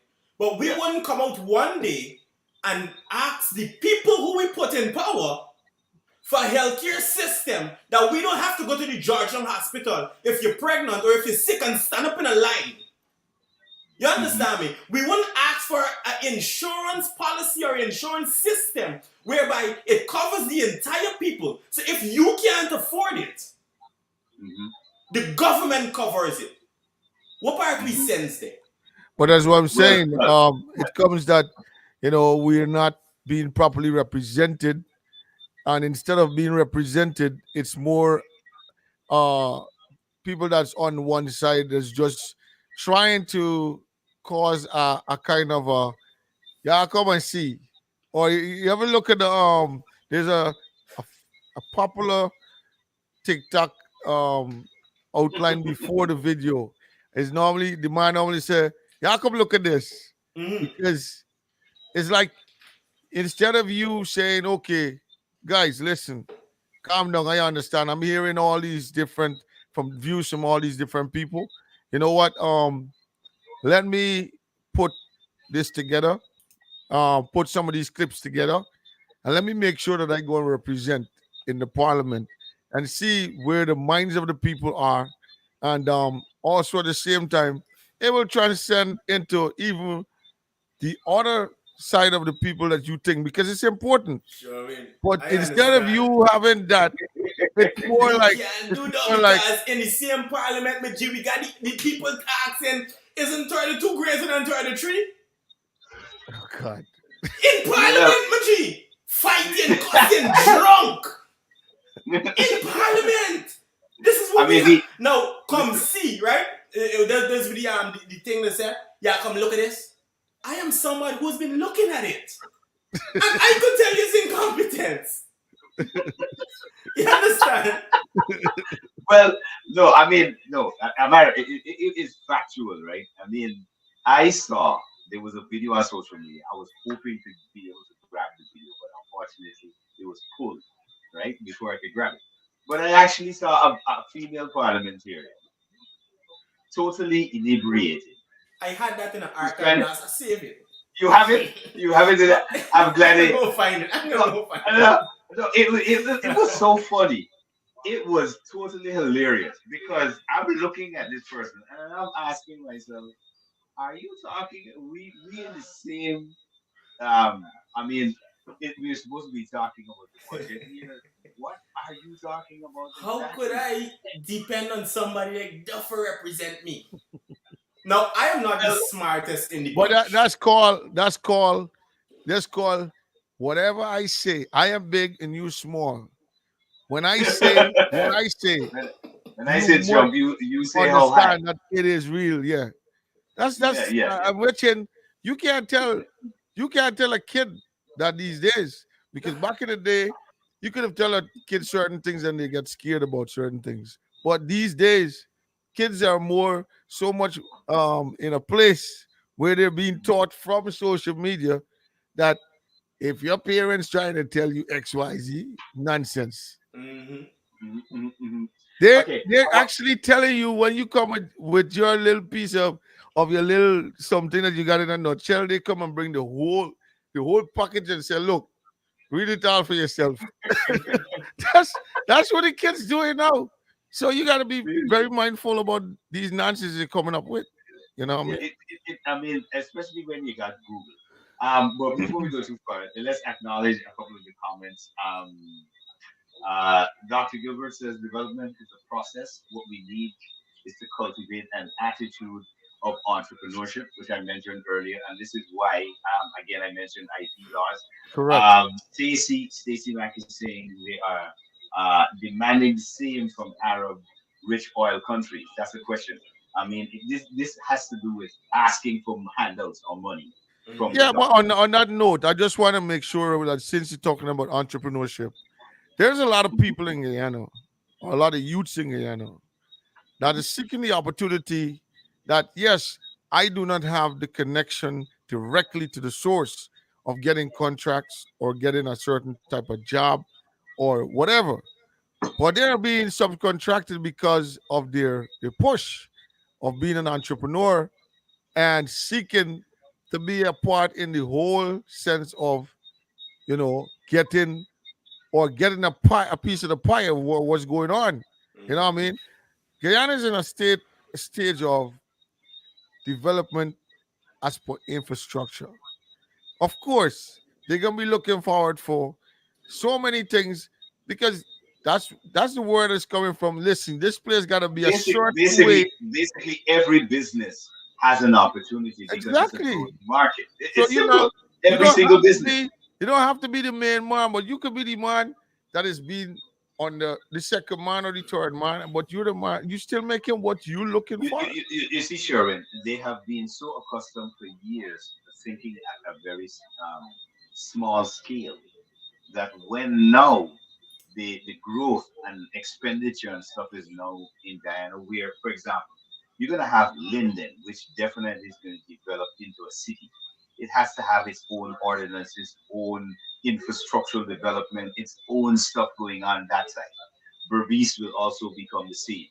Georgetown will expand exponentially. All right, because you're looking at all the way to Eccles and then and Macroom. All that side is going to become part of Georgetown sooner or later Yeah. because of the expansion. All right. Now, if you have a group of individuals who are just accustomed to running, and I pointed this out, and I'll show you when I say from a mentality level what I'm talking about. If once you come to Guyana and you drive from Timiri and you come to Georgetown, you realize something about Guyanese immediately. I don't know if you could pick it up. Is that they love to live upstairs their business. All right. So they upstairs and their business place downstairs are in front of their property. That's why All right. they wrap enough No, thing. no, this is called that mentality to me is a soft, good shop type mentality. That's a Okay. very macro thing. You're thinking real small. Now, when you think on a larger scale, is when you decide, okay, well, I'm going to live here, but my business is going to be maybe in a central hub, a location. So then you're facilitating maybe rent. You're also going to be, this is how an economy, this is how it stems from one Yeah. to the Real other. This is how terms. economy grows. Exactly. You can't want to be the proprietor, the manager, the sales girl, and everything in one because you're living right there and you expect growth to happen. This kind of is it's like it's a mentality thing, Yeah. and again, I got to reference what Dr. Gilbert is saying. We got to cultivate an attitude and a mentality of entrepreneurship because if we don't have that growth where we expand, where we can see a business in Linden, a business in Georgetown, a business in Berbice, and we allow individuals to run it, although we're the owners of that. Yeah. And this is where I think we're very small minded in in even the situation with the Venezuelans coming in together because we're not seeing the benefits.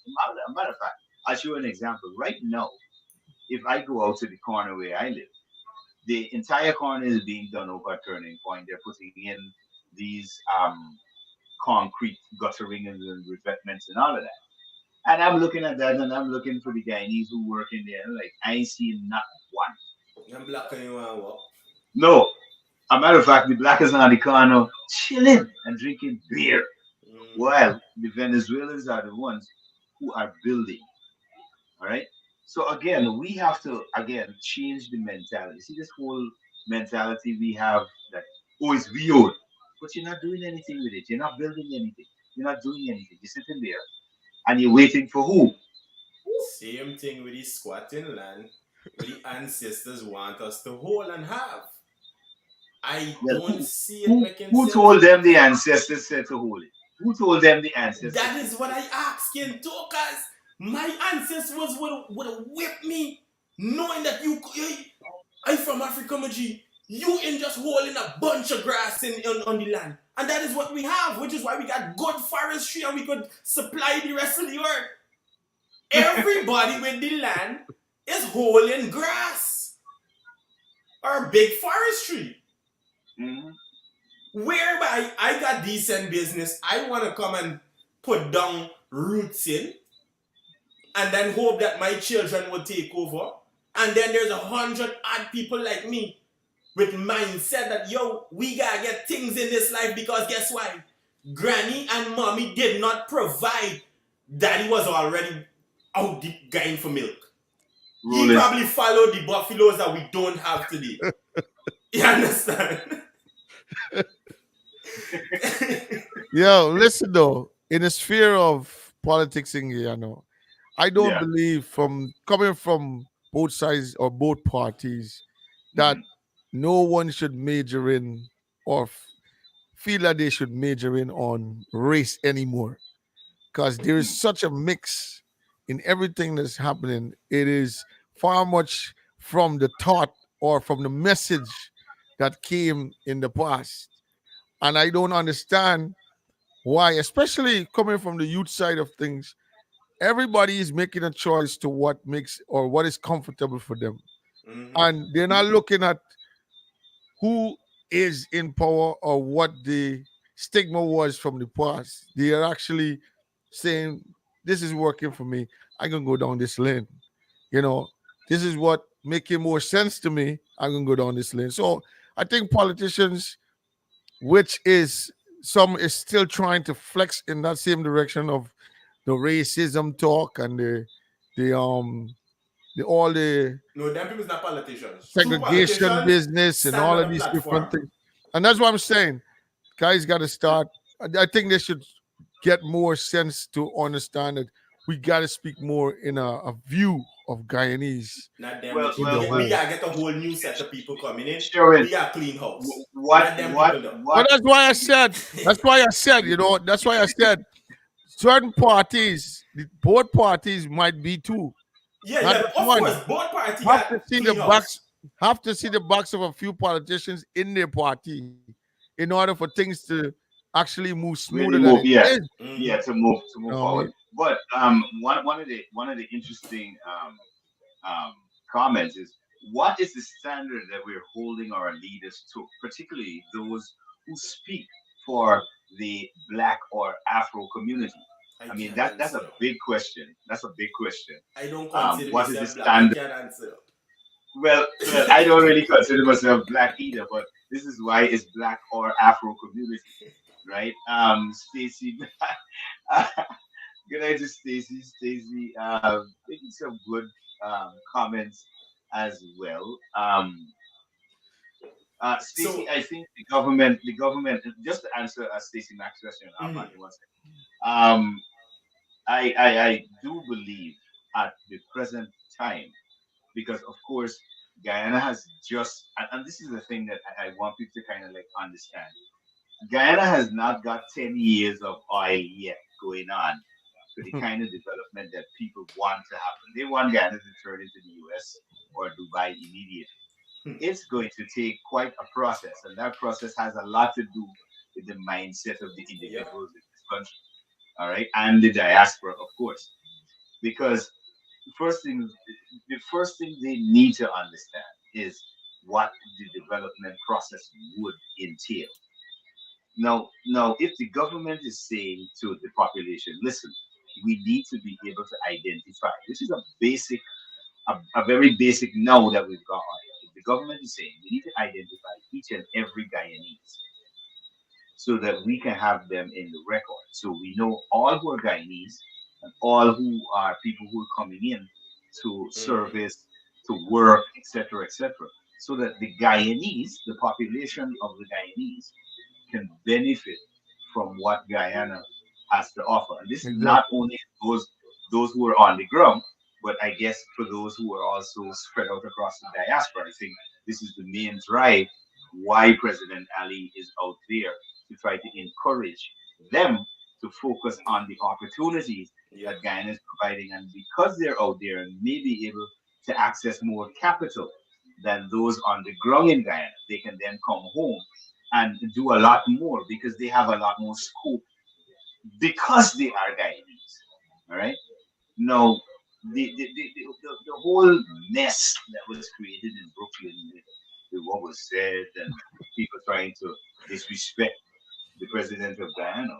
I mean, it takes us back to the question: what standards are we really holding these leaders who call themselves or proclaim, self-proclaim? Because a lot of them are kind of, in my estimation, one of these guys who come out on social media and said he belongs to some Caribbean organization or whatever is totally delusional. He is totally delusional. Is that the same guy who waiting to be charged in Guyana? Yeah. I think somebody needs to maybe do some mental evaluation on this. Let me do this, right? Let me do this. So I want to answer Stacey a bit also. Yeah. The government is giving assistance. Is it enough? I can't say, because we need to import people. Do our people on the ground want it? Clearly not. At least not all of them. Is the system in place able to facilitate any type of growth and development that my little brain could envision?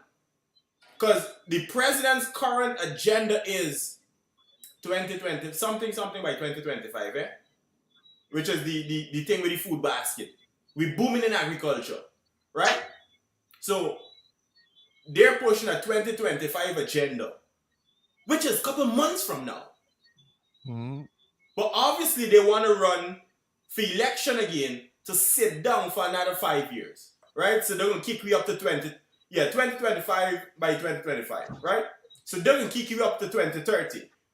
I can't say here nothing but that 5 years that is planned. I guess that's gonna come during the full campaign time, right? Now, somebody like me who got a working brain, or I would at least hope that my brain is function decently enough to come and talk to anybody today, right? Because I have business Mhm. in America, in Guyana. The way that I would conduct my business in America to a standard, I cannot enter Guyana and even think of running my business like that. First of all, the employees that you're gonna hire got coming with their mentality of, oh, you coming from foreign, you come with money, so I got to get paid more than what I deserve. No, You they understand? get not deserve what they were, what you should be paid. You want to get paid an American standard versus you working in G. Correct. Now, when it comes to getting things done with the government officials and offices directly, I could speak firsthand. We there behind, Maji. Yeah, Right? yeah, we be. Because a lot of head offices that I would have went to directly, Ministry of Finance, Ministry of Education, Ministry of Culture, Ministry of Tourism, because I go into places where I have business that these people should be able Yeah. to assist me. Yeah. Now me coming for the money. Now me, I ain't wealthy either. I ain't big and rich. But yet I ain't coming for the money that Guyana have. Right? Or the handouts like everybody else looking for. What I want is when I walk into any ministry or any establishment, we have a standard operating procedure. Hi, good day, sir. How are you? Welcome. Mhm. How can I help you? Some places we have that. But some places you gotta stand up outside in the sun for hours. Like the banks. Mm-hmm. That shouldn't be. Disrespectful to the customers, yeah. The Ministry of Housing, if I'm correct, would have set up a tent in front of the office on the road front. Now look at the mentality of the government themselves, eh? The ministry set up a tent, a big white tent, and put AC and fan and thing out there for accommodate the people, right? So when you come in the hundreds and for applies for house lands that we got to wait years for, you have to stand in the sun, but now they give you tents, so we must be comfortable with drinking water outside, eh? All right. This is all the right. government, Maji. Yeah. Oh, That don't make sense. When we have all of this land that you could set up has to do. offices in each and every region Different to accommodate region, yeah. these people. Yeah. Service sector, man. You gotta think. This is what we talk about: micromanaging versus expansion of your mind. I mean, it's recently. Imagine, it's recently. I think Guyana started issuing passport from other locations than the Camp Street location. But even I that mean- closed down. I came out to Guyana a week and a half ago, where I went for my Yeah. passport. I had to go there at 4 o'clock in the morning, Maji. I mean, People, it's weird. people said they're here from since last night. You Yeah, understand? that's a fact. That's a fact. Now let me tell you what Guyana See, system. See, no, I try. No, it comes back to my point. Mm. On a few ministries, these things are lagging of in a better way that they can SOPs. move forward. They have no SOPs. Now you got to figure who is the watchman to watch these things from the government that should say, listen, we need to do better than this, and just give them the strikes so that they can pull Well, this box maybe together. this is where they need oversight. Where That's what I'm saying. They need so- some kind of a that Yeah. adjustment has to be made. You know what I mean? Because especially in dealing with people coming from abroad, that is getting accustomed to things a certain way. people will come. into Also, this- you want to treat your own citizens, especially, even Mhm. more. In a way that to Expeditiously. say, listen, Yeah. you're talking about all these improvements, so we want to make sure that you feel it too. Whenever you pull up. This is why, Sherwin, we've been adamant about changing the mentality of the service sector. You got to focus a lot more on the education of the population of what is happening in the development. Because if you don't do that, they're not going to be able to catch up with the changing climate in the environment, especially with the influx of people coming into that. Mhm. All right, this is some of the problems we're going to have. But just to get back to what Martin was saying earlier about the 25%, it's the president. It's we to reduce by 25% the food import bill for Guyana by 2025. So this is why there's this drive with agriculture, because once you're able to be self-sustaining or sustenance for yourself, then you could average. Okay, this is what we're going to use in a year, and we can export any right. We can export the rest, which would also increase our GDP. So this again, this is where again we have to look at the way the people or the population of Guyana is thinking in what direction. Because if they were thinking in these directions, we wouldn't have had that kind of fiasco Correct. in New York and that level of embarrassment. Because we would have had people who were forward thinking and would be looking at the situation and an opportunity to say, how do we fit ourselves in? How do we, despite I didn't vote for this particular guy, but again, if you inject that factor of race into it, you realize this is why the problems arise. Because it's not about any policy or any real development issue. It's just about, okay, well, you're not a race like me, so I'm angry. Which makes no sense. Makes no sense. It makes no sense. And keep in mind, same said people who's jumping on social media and speaking out or against the president because of a simple visit.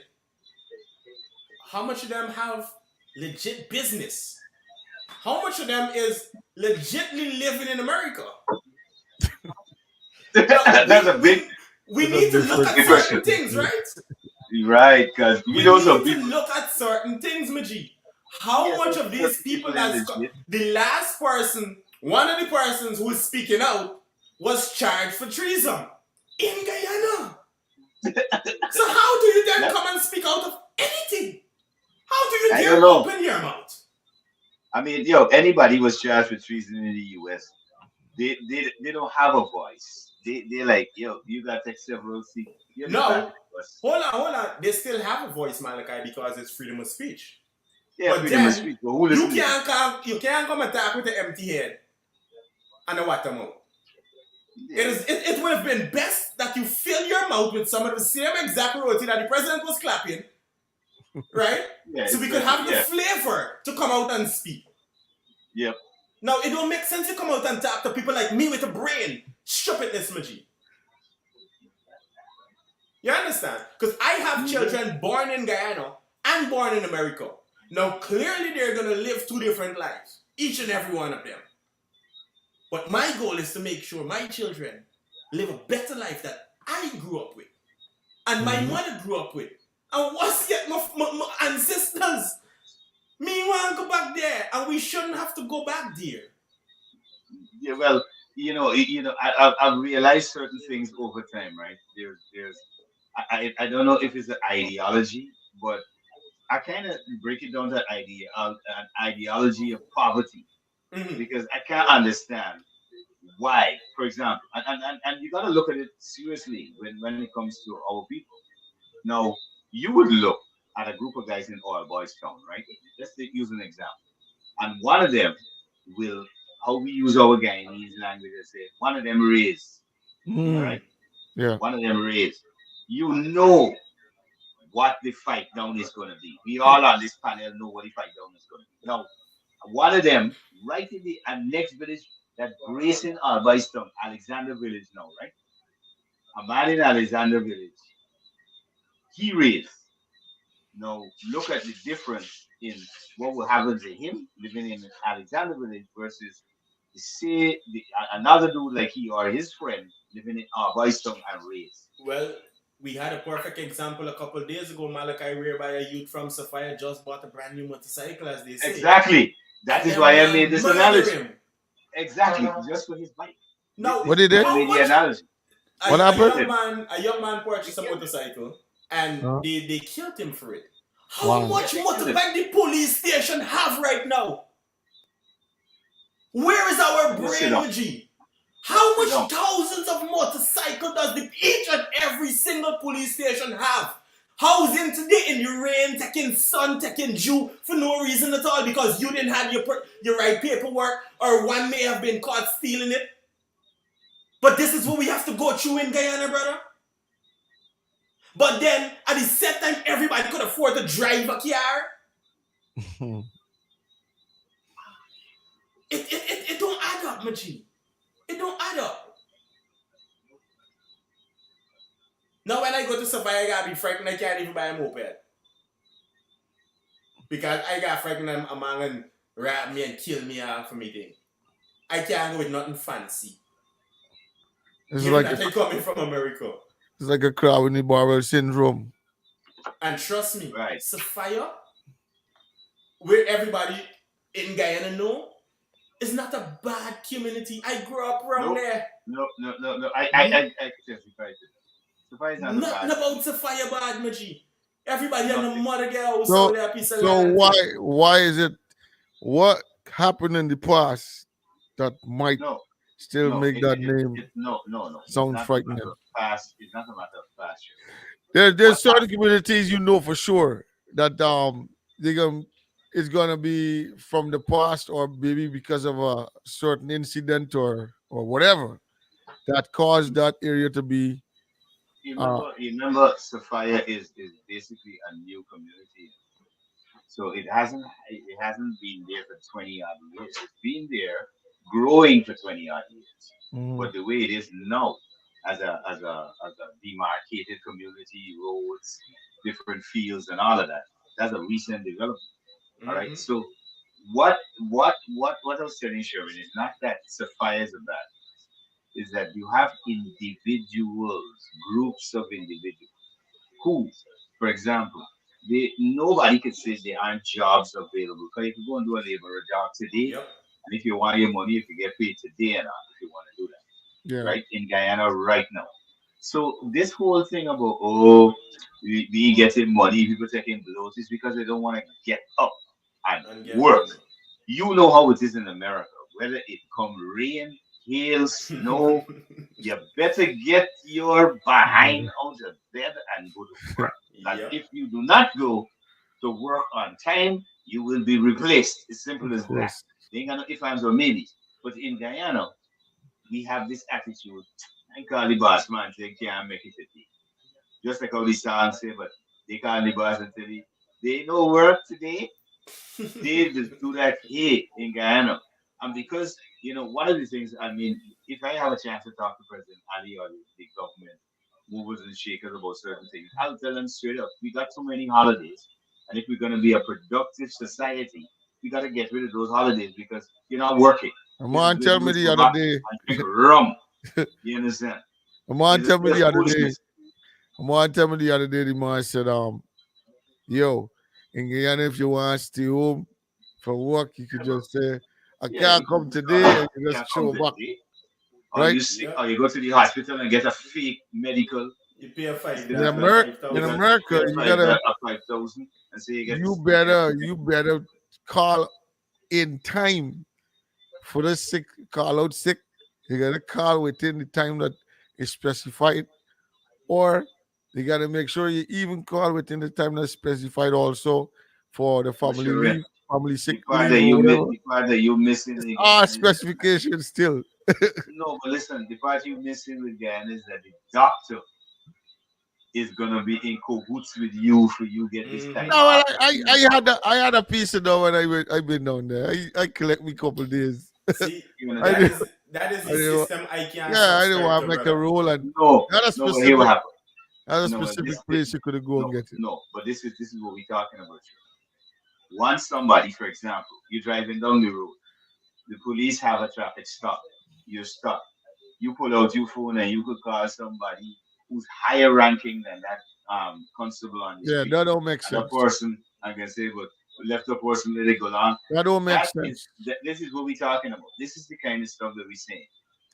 Instead of our We have a politicians- system like that here though. Listen, they have a Mm. PBA card that you could use here. And it could be issued by specific individuals. What No, happens, but it helps you, specific identification. right? That's a specific But it helps you at identification. certain What we're point. talking about. It Right, opposite but of here what we're point. talking about. We're talking about you get stopped in a roadblock.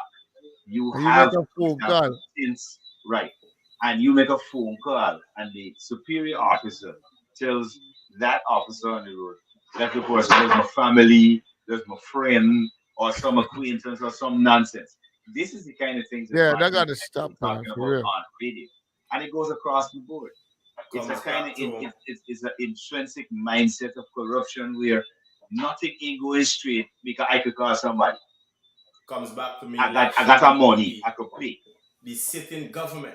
If I like the fact that we're growing, we're producing, we're oil nation, we booming in agriculture, we booming in the forestry, we booming in a lot of things. Development, right? We're not booming with our people. Education No. for sure we there behind. You Yeah. understand? That's where we need to be booming the Some of the most. main things that we need to propel. And this now I gotta ask, does the government actually and really care about any real development for the country? Because the developing country got to develop the people, right? If you build all them road and them fancy bridge and thing, it just left there. There are currently places in America, places around the world that is abandoned. And people don't go back there and live. You understand me? So are we moving to a very nice Dubai-like economy whereby everything nice and look good and the people is wealthy and everybody good and we ain't got no worries really and truly? Or are we moving to this is me time in office, I can take what I get, I can feed me people, I can make sure me family good, I can make sure me here type people good and we done that. We can hold power. Yeah, everything is about power. And we can keep the nada man out. Give the nada man a little slow, but still, we can keep the nada man out. No, but Does the government truly believe in its people? Because I watched the video that the president put out. The man looked like he wanted to cry when he talking on the well, I know entertainment might have been fake, but still, I felt emotional because I feel like, yeah, this is a man. And I was there from the first meeting where he said, I will be back. And he came back and he kept his words. Like I said earlier, I respect that as a man. Just being man to man alone, I respect them. Being a politician, I have more respect for them. But do you really care about the people? Because today or tomorrow, we still have to go and stand up by housing where I just put in for a house lot in the sun. Or we still have to go by Georgetown Hospital and wait, knowing that me head running blood, I almost dying again. The nurses say, sit down, you're not very important yet. They have people more important in front of you. And I don't have money to go to the private hospitals to get looked after right away. you don't have insurance. We're looking at healthcare system. Do you plan to put in any real healthcare system in Guyana and not just build a bunch of hospitals? I like your style, trust me. This is what we were talking about on the radio program in the morning. That really, instead of and this is where the minds of the politicians really have to grow. We're talking about the opposition here because their thought pattern should have been that every Guyanese should have an insurance plan for dental and health. Whether they went to Georgetown Hospital or whether they went to a private hospital, those that will come out of that insurance policy development. No. You gotta have that regime, and because we have such a small population on the ground, you're not gonna see people from New York run home and say, okay, well, I want dental in Guyana, although it happens because I've heard. I like it cheap and nice. Yes, I was just gonna say it. Actually, dental in Guyana over here, like what? is cheaper in Guyana than in the US. You understand? So we do have a few things that are moving in a progressive direction.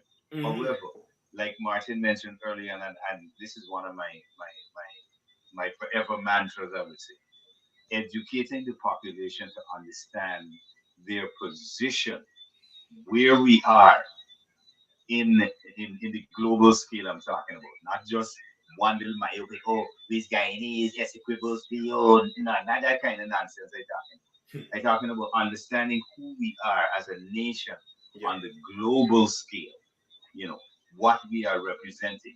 And also that will bring the diaspora together so that it changes a lot of facets in our environment and society. Even down to the music aspect of it will change because of that coming together.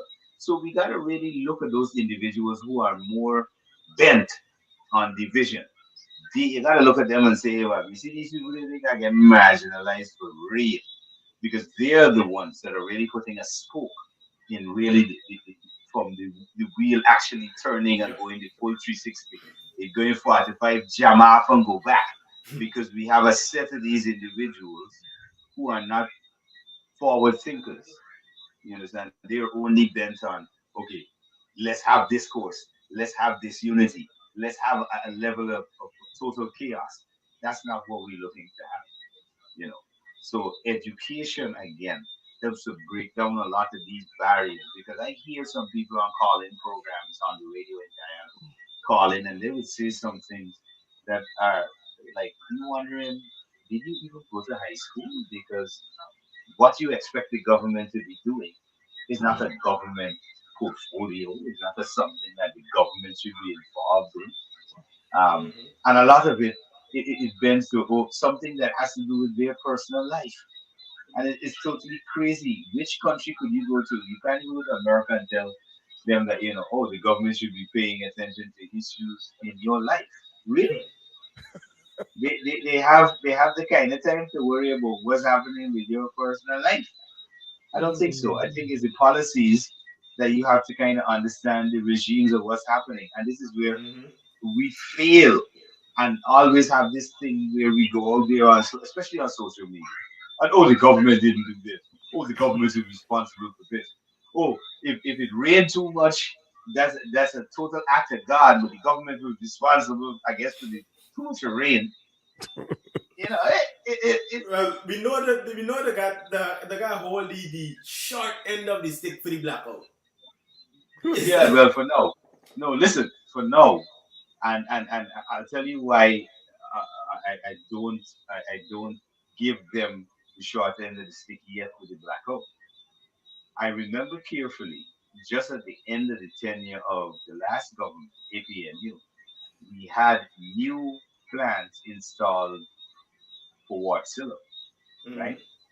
And if you remember carefully, on the APNU, the last ending part, did we have a spate of blackouts happening? No, we did not. All right. Now, all of a sudden, and even into, I would say, even after elections, into President Ali's tenure, a good almost 2 years into President Ali's tenure, did we have a spate of blackouts? No, we had a nice solid grid, man. All right. Now, when there are two facets here that you have to take into consideration. One of them, I tend to put that in my conspiracy bucket and say, well, there's a possibility that we got rogue elements working at GPL who would definitely throw a monkey wrench in the system as to not make the government look good. That's one, right? That's one element you got to take into consideration. The next element that you have to take into consideration is the fact that because of the growing economy and it's moving at such a rapid pace, where you have a lot more hotels, you have a lot more big buildings using a lot more power coming online onto the grid now, from Timiri all the way to Georgetown. It could be that the grid can sustain, which was outlined by the president and also persons from GPL, that the grid couldn't sustain, so it needs added power because we have so many more new houses, you have so many new businesses, you have so many new hotels. It's pulling more from the grid. Henceforth, the government said, one of the things that we would have liked to have already was the Amila Falls thing, hydro plant in place, so that when this bit of development was happening, we already had the hydro plant in place to deal with this level of, power that we would need. But because we don't have that in place, we now have to depend on bringing in a barge at least for 2 years in the possibility that we will be able to get the workings of at least moving towards developing the hydro plant in Guyana by that point, where we can then get rid of the barge and totally depend on what is actually sustainable, which is the water, which is flowing in Guyana, and we could use that for energy generation. You know, that in my estimation is where, for example, our opposition politicians should be thinking, how are we sustaining Guyana for the generations to come in terms of our power generation? We know that having power plants run by fuel is not going to be able to withstand the factories and the manufacturing plants that Guyana is expecting in the near future. So we got to think big. This is why I'm saying our politicians really got to you know, open up that cabeza and realize that we got to think big. We can't think small. This is a good sharp thing not gonna work. Yeah, you gotta shut up a little bit. You see, Malachi, Mhm. me being this age, me having children, me having some type of knowledge about Guyana, about Yeah. America, and I've traveled a little bit, right, to different Mhm. countries, and I see how these different places would have developed themselves. Now, Yeah, Guyana is in a beautiful trajectory, of course, right? of course. Yep. Everybody, all Guyanese, should feel proud of that, right? Facts. Yeah. Now, in the case whereby our opposition isn't doing their job, some of the sitting government members isn't doing their job, it have been leading me to think that if you can do it, yeah, pay attention, then I will have to come and, relieve some of y'all burdens, right? And run for politics, run for office. You Yeah. understand me? Because Yeah. like I said, I cannot go back to the rice water. I still do drink I eat sugar and rice and sugar and milk and rice and them thing. Just because I like it. But me ain't plan to do that all my life. Right No, now I on a is nice that diet. something? No, it's not something that you would say. Well, you're forced to eat because you don't got nothing else to do. I on a nice fruits diet. Even today I went and buy a bunch of fruits that I planned for juice and I planned for cut up and eat and all them things. And I just eating nice fruits, drinking water, coconut water and these other things. Lime in my thing, cloves in my water. I want to be healthy and nice. I want to continue to be the cute guy behind in front of the camera. But I cannot continue to achieve that if we got certain politicians in place who would bring in people from America, or when people from the UK come in, reporters, and show them parts of Guyana and said, this is the developing Guyana. Yeah. I can't subscribe to them things. When we got politicians still worrying about 32 greater than 33 and still fighting in court. When we got teachers, which I believe certain type group of people, the teachers, the nurses, them is two main people for society. Yeah. And But at the if we same have time, a brain drain and dust system, we looking bad. you're looking thin. Not bad. You're looking thin. Guyanese And one of on the the ground. Continue. one of the things I asked the question. A lot of people, and this is in no way to knock at some educators, but to really look at the overall issue critically. If this, because you remember as teachers, the end product would be the people in the society, in the environment that you're in. And if this is the end product of all the teaching, all the excellent teaching and the excellent whatever a few of them claim, then something is definitely off. But then Because again, too, right, Malachi, hold on. Then again, too, we gotta remember the teachers teaching from a module that is so outdated that they might be actually doing a very good job teaching. Because everybody understand. I grew up reading Rampat and Family and them thing. You understand me? Social studies of Guyana and them books and thing. The same business principle of business and principle of accounts. Business would have changed so much. Drastic. Accounts changed so much. But we still teaching the old stuff. So the teachers might be doing a very good job, an exceptional job actually. But the materials that they're using is outdated. You see, I'll beg to differ there a little bit, because what really happens, we're upgraded, we're connected with the CXC, which is the Caribbean Examination Council. And basically, Guyana's curriculum is also attached to part of the curriculum as well in the Caribbean. However, what I noticed in our structure overall is that we've got junior and senior schools, and what we have is that some schools don't carry, for example, certain schools carry social studies, but they're not carrying history. All right. Some schools will carry physics, chemistry, and biology. Certain schools don't carry that. All right.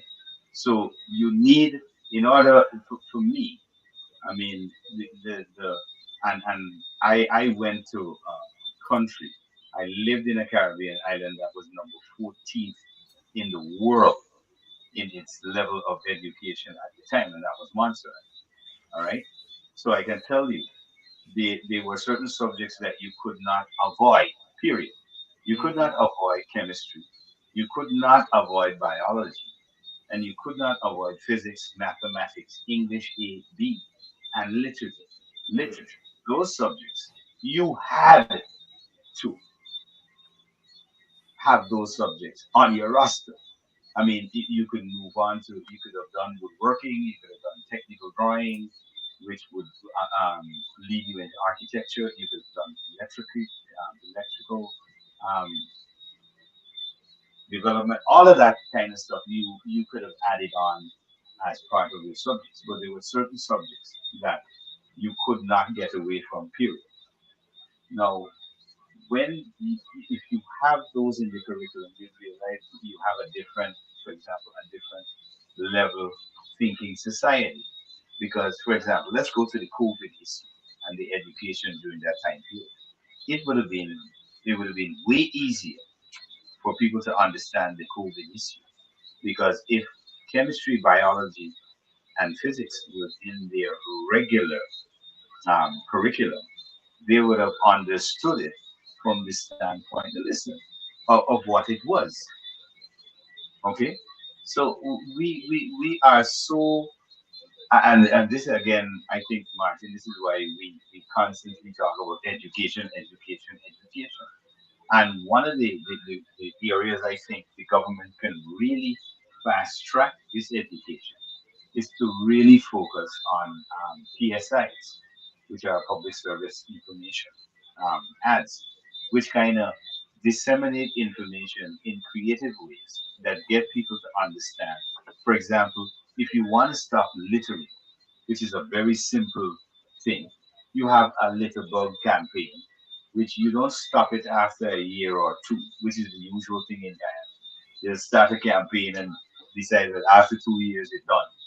No, it's got to be a continuous, and you constantly upgrade it from one to the next, where you get to a point where you're not only telling them they don't litter, but then you get to the point where you now get to recycling, where you're explaining to the population, okay, plastics go into one kind of color bag, your trash or your composite goes into a dark bag, and your other stuff, you put it on the sidewalk and it will be picked up when the garbage collectors are passing through. But there are different days. For example, like in the US, they'll pass and they'll pick up the recyclable material, they'll pass and pick up the compost material, that kind of stuff. We haven't even got to how we sustain our development, because, of course, in a growing environment and a growing country, you're going to have a lot more garbage. People going to consume a lot more things. All right, we getting more money. People are going to use a lot more. So these are where our thought patterns have to go. Instead of the opposition going out there and talking stuff that's totally not irrelevant to the development of the population. These are the aspects of the development that their focus should be on, and not for the next 2 years, for the next 25, for the next 50 years to come. What are the plans? What are their proposals? We ain't seeing nothing. Well, we've never seen anything. I was having a conversation in my group, ex school group, and one of the points that came out, one of my colleagues was saying, it is so much. He went back to Guyana after about what, maybe about 20 years, but he said the mindset of the people is what is one of the major downfall of the country. Yep. And if the people don't come to that place of adjusting or adapting to what the changes are, we will always have a serious fight. Because most times you find government wants support or a party wants support. It's like you go as a professional tennis player, but you're going to jump in the middle of a set of mediocres. What eventually start happening while you're playing? You start playing just like them. You find that you ain't even reaching to the standard that you normally play, because you got to come down to bend to what it is that you're dealing with there. So you're compromising at the same time while they're having bad habits.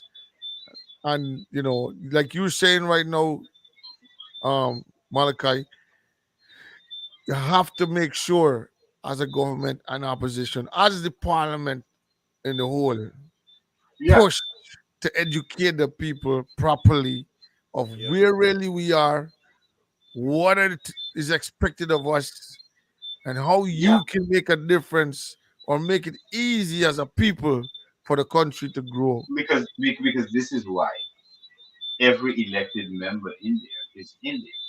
That's what I'm saying, but it's always a fight. It's an ignorant fight, man. It's ignorant, They're there to come up with policies that are directing a nation. And I think really and truly, if they know, I think some politicians realize if we had a highly educated population, Guyana would be a different place.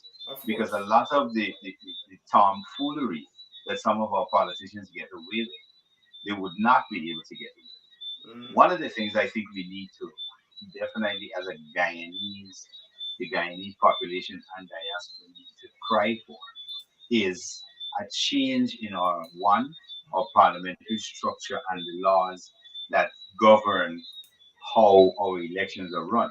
Because one of the things I think should happen is that every representative that goes into parliament should be elected by a particular constituent.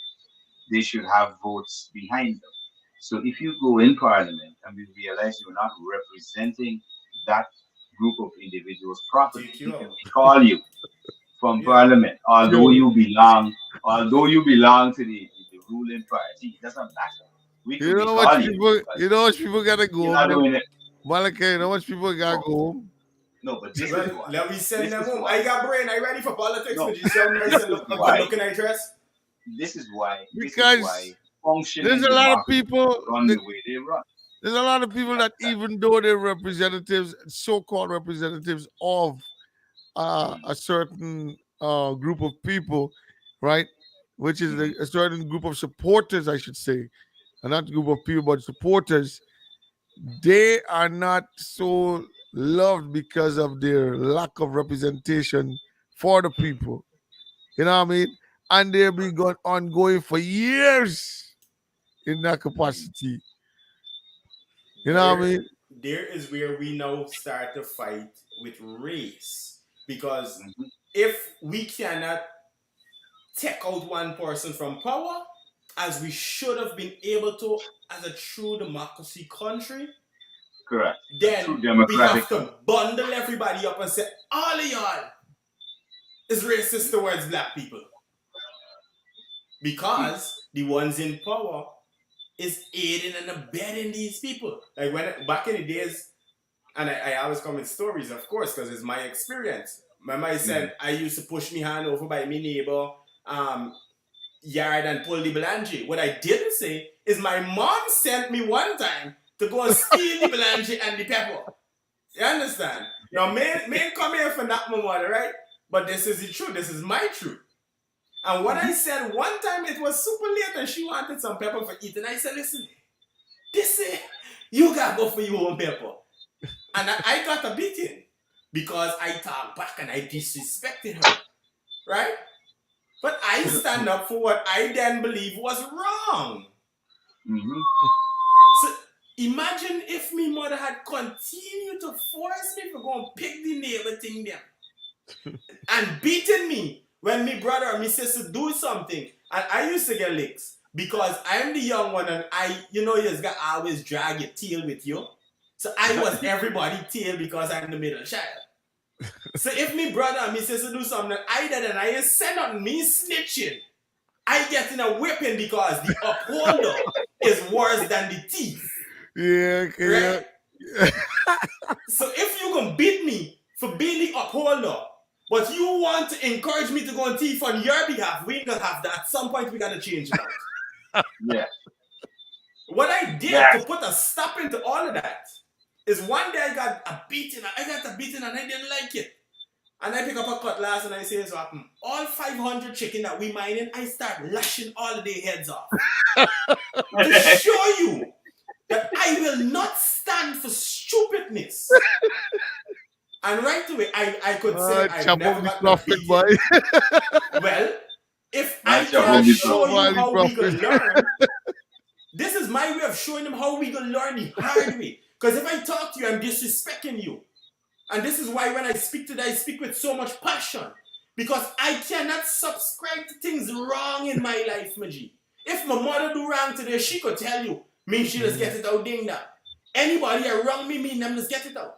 Anything that I see is not ethically correct, we get a problem. You can't be around me, first of all. Mm-hmm. And this is why me and certain people mesh good. Me and Malachi have a nice relationship. Because Malachi have morals and values that I could stand with. Yeah, this man ain't getting for certain stupidness in life. You understand? And when we go around with certain people, we just pull them up. Yo, you can't come around me with them thing though. You understand? I have a video where the opposition would have taken the journalist to his place of being Guyana and showed him. I'm gonna play. Yeah, play that video. Right?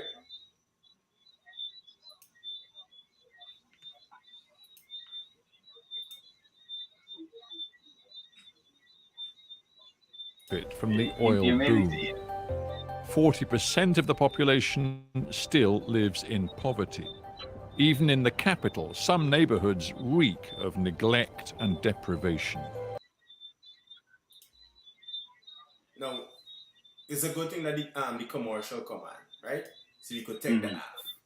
But that is the Guyana that the opposition showed the world, Maji. Yeah. Right? That is the... Apologies. That is the Guyana that the opposition would have taken the international cameras and showed the world. Now, that I think I should actually continue playing it, right? Because that area is the Sapphire area that I keep talking about. That area is the exact location behind the opposition head office. Now, with all your common sense, that is where you choose to show the world and say, oh, this is Guyana, right? This is our beautiful country. Right? Yeah. Now, anybody in their right mind know what they're watching right now is not Guyana. Right? That is the opposition leader right there. Showing the people in the Sapphire area that this is 40% of Guyana. Where we living in poverty. He stand up behind head office. Y'all understand what I tell y'all? Yeah, I looked at this. I saw this online. That is his head office. He's standing up behind. I'm proudly showing it as a representation of Guyana. Mm-hmm. Now, I could honestly say this is parts of Guyana. Yeah. And not the part that he went and showed the world. Yeah.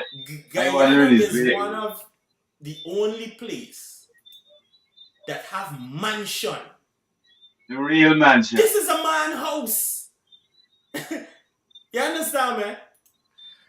This is a man house. How possible did we come to achieve these things? Yeah, there's a question I was coming to ask. Where's the possibilities, or how can you give the recipe of possibilities to get one of those? Can you want one of those, bro? Well, here's what I'm saying. I just put me nice suit to the arm. Mr. President, I just put in an application for a house like yesterday.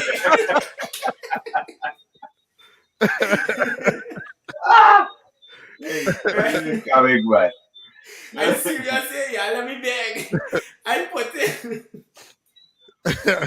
put in for a house like yesterday, and I understand that it is a process and things will take a little time, right? But please, I have several ideas of business in the private security field. Yes, I'm able to help when y'all call.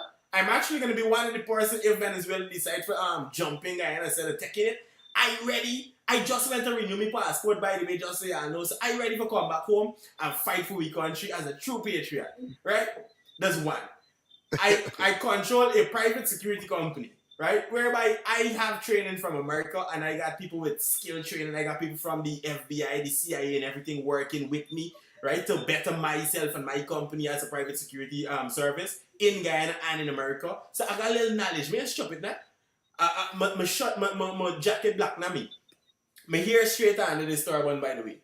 Right? Coolly like my mother on straight though. So I just gotta let the people know who's me, right? Properly so they could understand.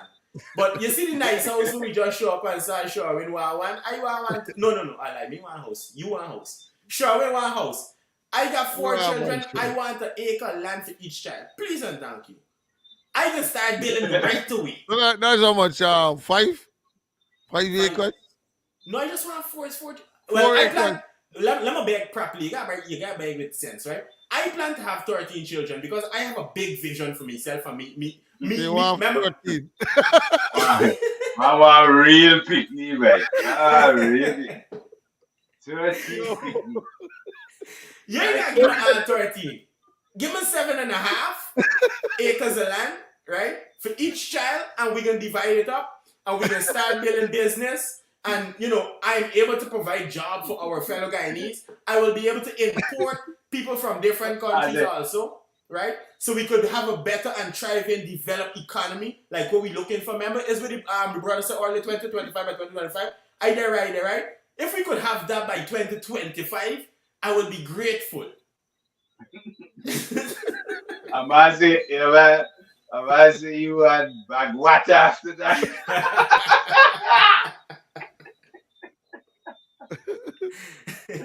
but all in all, I really had a great conversation tonight. Yeah, definitely.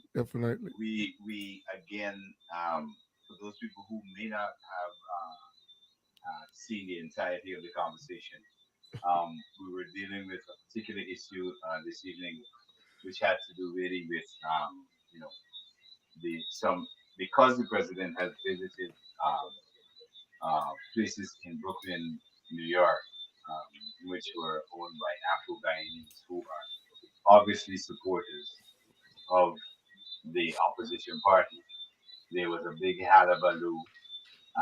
I call it cannibalizing themselves because they're calling for the boycott of one of their very own supporters' businesses, which I think is foolish at many levels. Also, the whole disrespect of the president of Guyana, which I think it really points to the level at which our so-called leaders of the black community say they are representing, in my estimation, that's no representation at all, because that type of behavior, that kind of aspersions and lashing out at the president for visiting the community, really shows the level of their mindset. You know, um, that would be my closing comments for this evening. Yeah, well, definitely, I'd be most happy to see Guyana move to a place where we stop looking at the past stigma of one particular party is representing one set of faces, and start looking at, as per parties, we're representing the people, because there've been so many crossovers, and been so many mixes going on, because of youth just feeling to themselves that this is where I feel comfortable, and it's not more of what I look like. It's not about policy; it's just about what I Correct. look like.